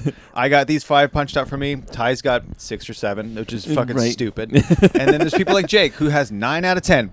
and then he's just the only thing he needs is to be over there. That's it. Jake Silberman, if he wasn't in fucking Portland and he was in New York or L.A. or something, it would work for him. I think he just thank you, pandemic. fucking nailing it. Yeah, I don't know where he is right now. He's supposed to be here later this week to build his van. Hell yeah, Yeah, so hell yeah. we'll That's see. awesome. He's here now. He just got back in Oregon. but yeah, he's the other person to help on vans. Okay, so when you take your nap, you get your show stuff done. Yeah. You get home from your night job, which is calling bingo, doing comedy. Yeah. So tonight, when you get home after tonight, which Yeah. is going to be around midnight, what is your way to get going to bed? Like, so I you can get to turn bed off around. yeah. People hate me. I can turn off in an instant. Dude, I just bam, and I'm done. I get home and I can fall asleep in about 5 minutes. I get home, Slay's in bed. The dogs don't flip out anymore when I get home, which is nice. And then I'll just crawl into bed, pass out. And it's funny because Slay also gets mad at me because she needs about 9 hours of sleep. I need about 6. It'll do me. 7's perfect. But yeah, I'll do like 3 days a week where I'd get 6, and she's like, "Why aren't you sleeping in?" Because man, like I can go do some shit. I need to do the work to not have to have a job. Mm-hmm. And so that's what I'm going to do. Like it's valuable to me to do that. I'll never make as much as I made doing the other thing. I used to make $60 to $70 an hour, which is stupid to me because I'm not worth more than like Bernie. I'm not even worth 15, man. Like, thanks for your vote of support. It's as good as your candidacy. But it's like I'm never like I'd rather not do it. I don't have to support kids now. My youngest is 17. Yeah, not having a job is the goal. Yeah, and I did come off those incomes, so I do have some saved up. And it's funny because I take interviews now for jobs. Like, well, what have you been doing the last 4 months? And I was like, it's called like living, man. Like, it's easy to tell them. It's like for 3 months I was on a van tour. I just drove around the country. I'm like, oh, that's amazing. And I was like, and I have this thing called like savings, and I don't spend. So I'm fine. They're like, you should want to get another job. And I was like, fucking, like, that's the thing about America. We should want to get a job. No, we're good. Like, I'm good. Yeah. I don't need to. I don't have to. I've been telling so many people, and it's just, that's my goal is like, oh, no, I'd really rather not have a job. Yeah. And then there's people that I tell that to, and they're like, what do you mean? You don't have that option. I'm like, oh, no, that's my goal. I really want to find a bunch of ways to just bring money in and not go to work. We split expenses here. And then I also pay for the domestic partner health insurance, which I'll say because it's in my act. I do a friendship with a girlfriend with benefits. Okay. Bit, which is about like domestic partner health insurance. Yeah, like thank you, the gays. You did it in the 90s when they wouldn't let you marry. They had this thing called domestic partnership. It's hardly ever done anymore because you can just get married. But if you live together for more than a year or 2 years, and you are on each other's beneficiaries for at least one thing, you can become domestic partners, and the benefit is I can get under her health insurance, but I have to pay all the related tax with it because they give her more money now because that's how the state works. Okay. And so I pay like $400 a month for the health insurance. A little less than that. It's the nicest health insurance you get for the state.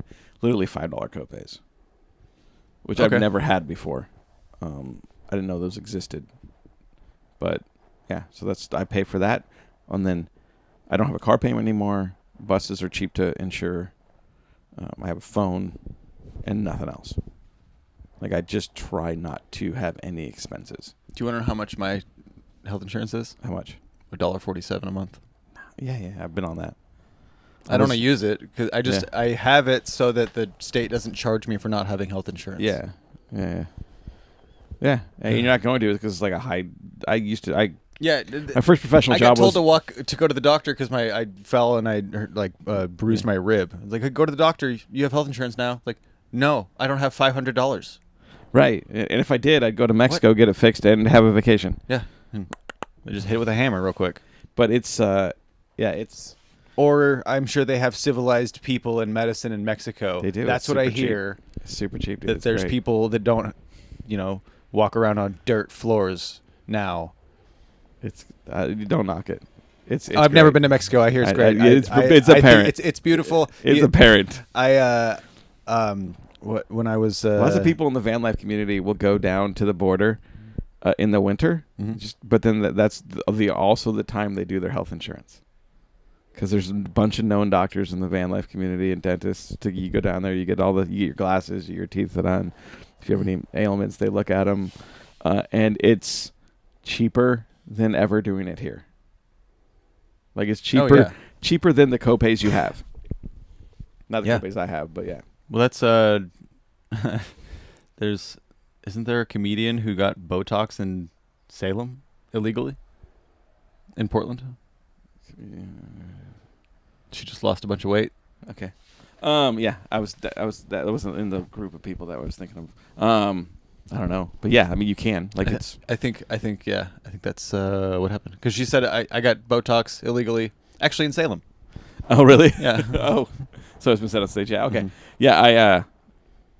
I mean, like, there's a market for it. There's a market because there used to be a Russian dentist in a apartment complex here in town, and he rented an apartment just to do dental work, under the table. Because the Russians were like, we're not going to pay your stupid dental fees, which are like stupid. They're just dumb. Like, you need $1,000 for your face. You're like, I don't have $1,000 for my house, and I need it for my face. I'm good. Call him the Russian orthodoxist. Orthodox. Okay. Trying to do okay.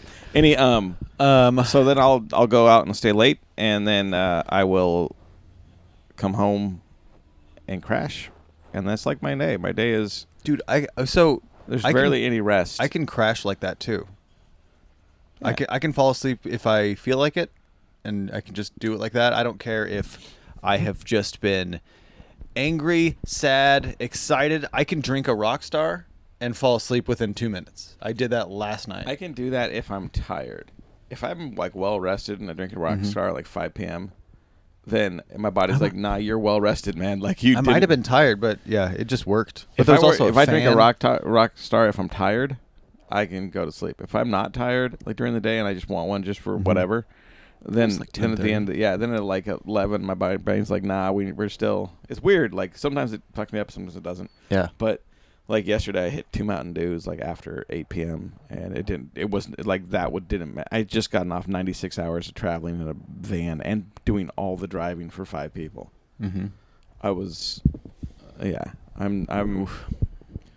had a great time. Next time I won't. There's no reason it needs to be like 4 is the max. 3 is. That was in this? No, this doesn't have air conditioning. It was in the minivan. Oh, okay. Yeah, my fuel efficient Toyota Sienna,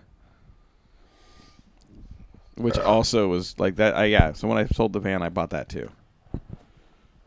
Yeah, but it's weird for me to like own all this crap, and not have to pay monthly payments on it. That yellow one, I could sell it for as much as I have into it. Today probably. And You should just put it on the market for like 3 times its worth, and then just see what happens. Yeah. Some rich guy comes through. He's like, yeah, you know what? Yeah, my kid wants one of those. Yeah, like I'll get it. Yeah. Like, okay, just don't drive it because it shoots fuel onto the engine while it's hot. As is, will not last, will explode. Right. 20 grand. That's pretty much the bus market right now, though. Like the bus market is stupidity. It's funny to me. I had a friend. Stupidity because it's cheap or it's not reliable or what's the stupid like a part? Frenzy for people with too much money to get into. Because the thing that so it's like impulse buy. Like, oh shit. The thing that comes out is and there's a guy in Oak Ridge, the guy who sang that song, who just rebuilds buses and has a huge, like he's a very large following. And he basically sums it up. It's a vibe. There's a whole short bus vibe. And damn it, if it's not true, people want to get into it. I have a friend who I helped out in New Mexico, great lady. She had a, quite frankly, piece of shit short bus. She wanted to get out of it. it was a certain Chevy that is like some of these things don't work. Some of these buses don't work. Okay. They have issues. They have bad engines or whatever. She had one of those. She had to put like a bunch of money into the engine. Really janky build in it. Mm-hmm. Listed it for $28,000. Like a couple of years ago, it would have been $5,000. Mm-hmm. Listed it for $28,000. Got just a couple hits, nothing big. Someone offered her like 22 or 21 here in Seattle. And some lady in DC said, "I'll give you 28 cash." She got in that bus. Mm-hmm. We all made bets on how far she would make it. Not if she would make it, but just how far she would make it. Everybody's saying it's not going to make it. It's not going to make it. She had to stop at a Home Depot in the middle of nowhere because the door flew off. Because it had an aftermarket made door, not like these. Okay. And she had to put the door back on. Got it there. Got the money. And the lady said, "Yeah, just park it in the parking garage. These don't fit in parking garages." She's like, "Got your first piece of information you need to know about bus life. Thank you for the money, first of all. Second of all, it's never going to fit in a parking garage." Mm-hmm. Everything that says low clearance, you're not going there. Yeah, that's why I have the scooter. When I go downtown Portland, I park a ways out and scoot in. Okay. Because it just good call.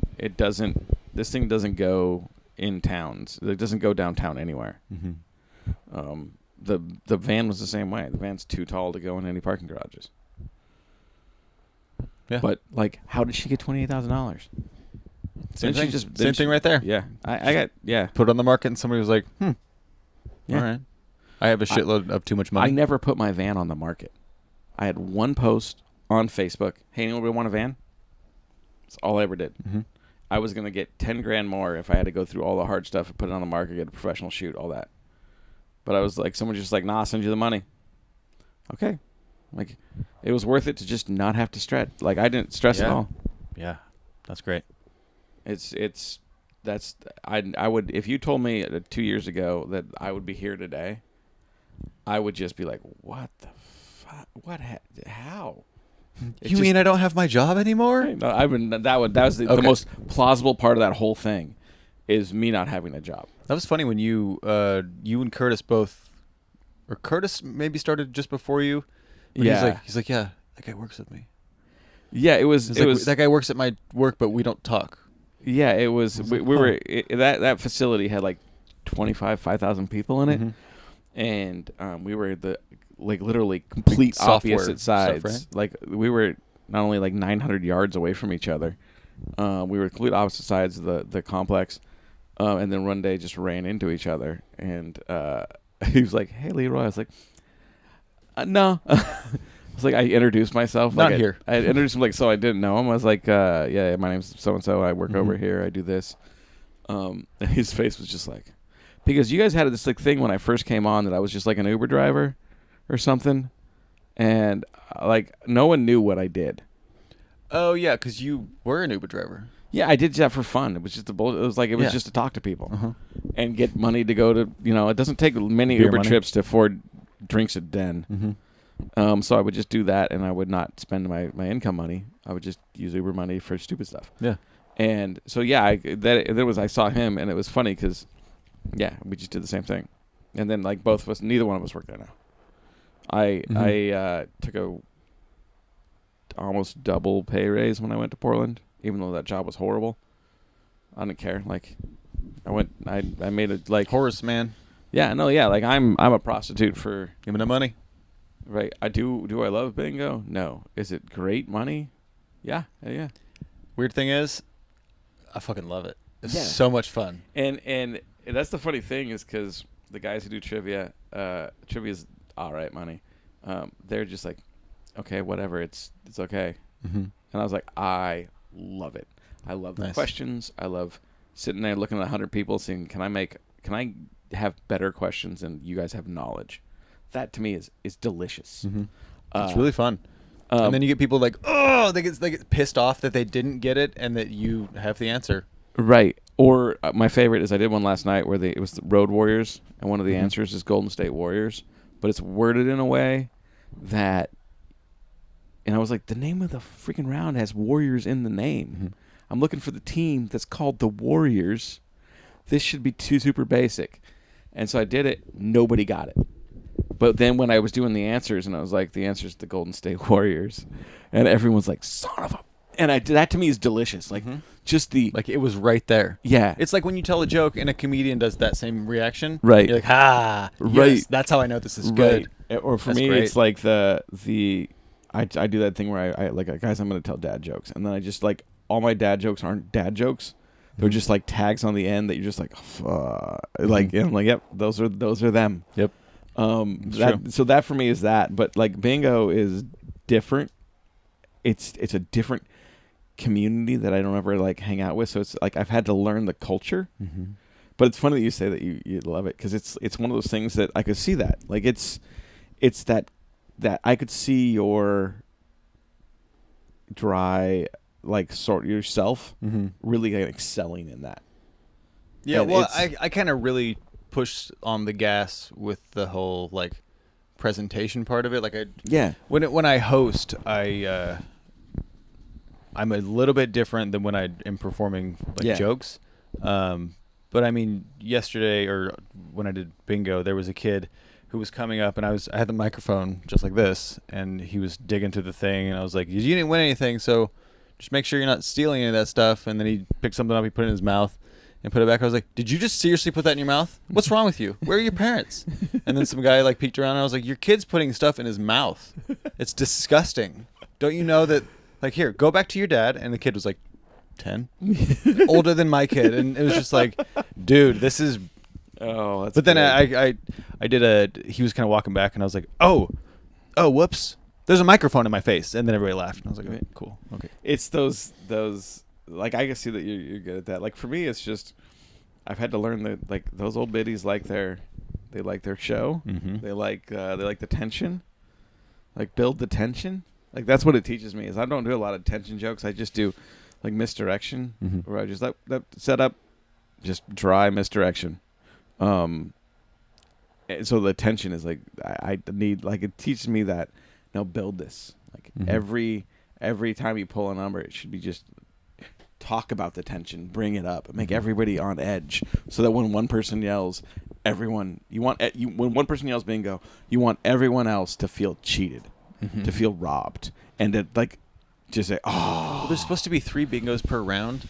There were some that I'd be like, I don't even remember how many we have. So I think that was 1, and people were like, no, we should be on 1 more. And I was like, no, I think we're just starting. So I could just go again and be like, the whole board would almost be filled up. And I'd be like, oh shit, no, you did it. You did it different. I do 3 separate games per round.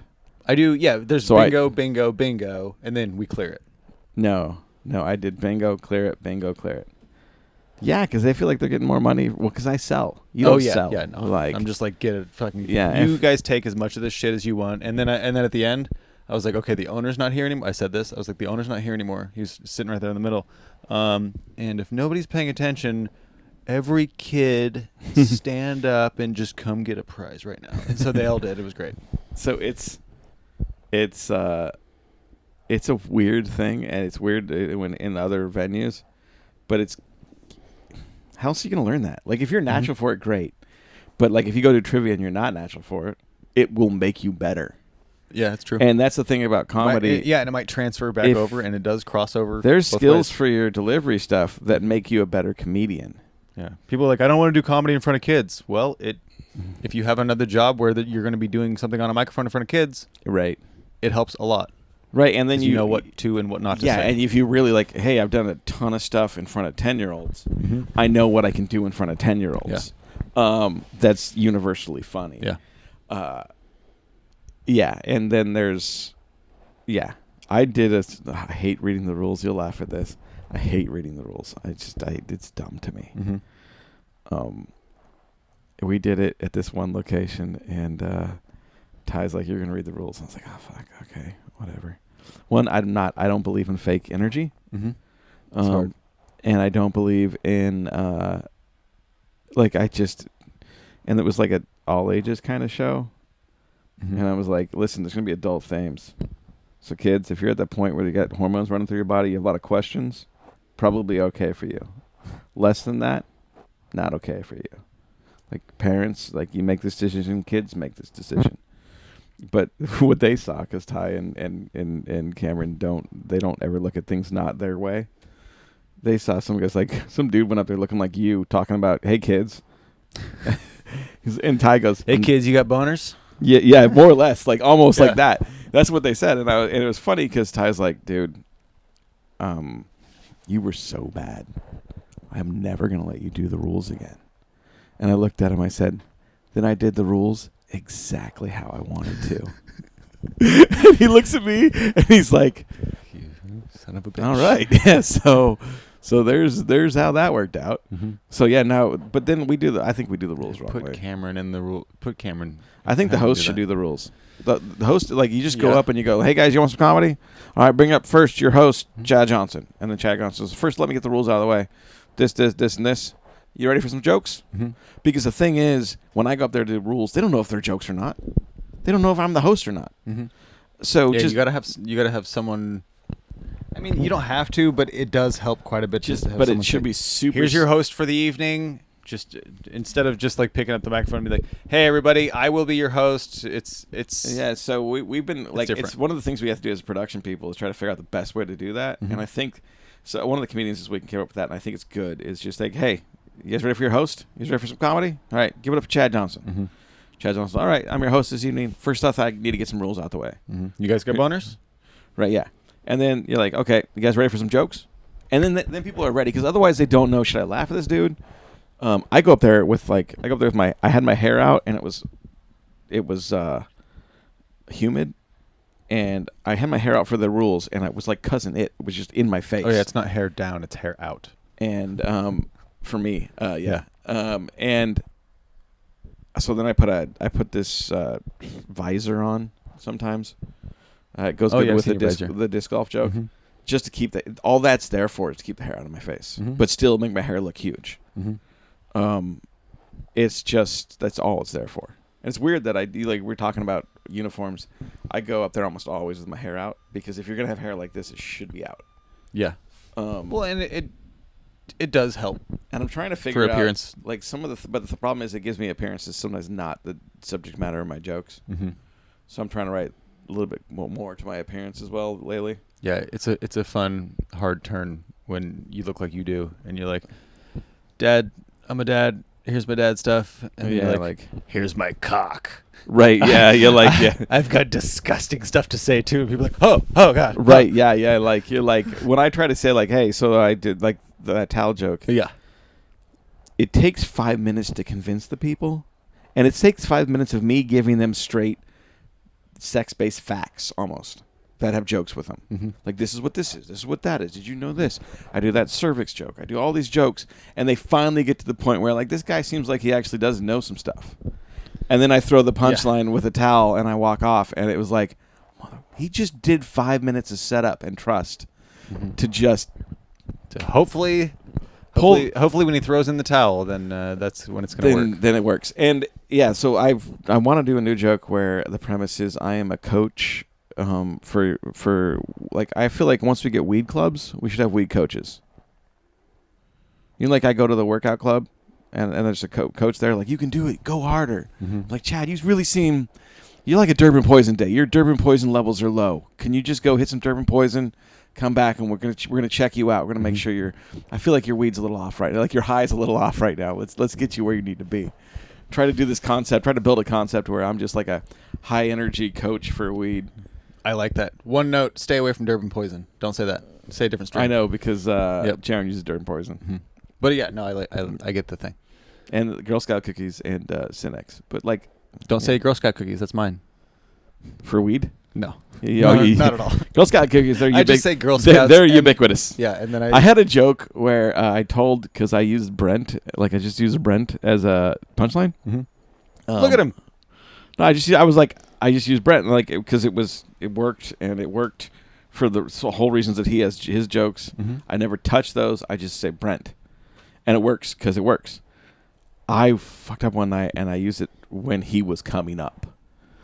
Oh, he hadn't already been up? No, I didn't snap to the fact that he was there and it was going up as a feature, and I was like, yeah. So Brent said this, and I was like, I needed to change the name. I see what you're saying. Because then he goes up and goes I all hate- his Brent material. I hate that my name is Chad sometimes, especially at comedy shows, because people are like, "Oh, there's a real Chad vibe in here." Right? Yeah. And then I usually, if I am like within Yeah. eyesight of the comedian, I will go like this and I'll wave like, "Hi, Yeah. I'm a comedian who's also on this fucking show later." Right. Yeah. So And yeah, that's same like thing. that was a learning experience to me. Is like make sure that. Yeah, like I still use Brent when he's not there, because Brent still works for that. But it's like people who use like the word Kyle or like Brent uses Kyle. So does Kyle. Right. Try to one night. He was Spit at a it park out. show and he goes, he said something like, "Hey, there's a bunch of Kyles and Chads here, kind of like here," and he was just pointing at himself and me. So, yeah, that one works. Yeah, that's better. But yeah, like that's the comedy for the moment. But yeah, there's so much I have to learn for that kind of stuff, like what not to do. There's a lot more that we could learn that's what not to do from Leroy here, True but facts. we are going to call this podcast.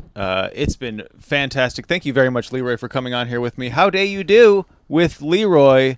Thank you very much. Thank you. There we go. Just wanted you to say thanks also. Thanks also. Bye, everybody.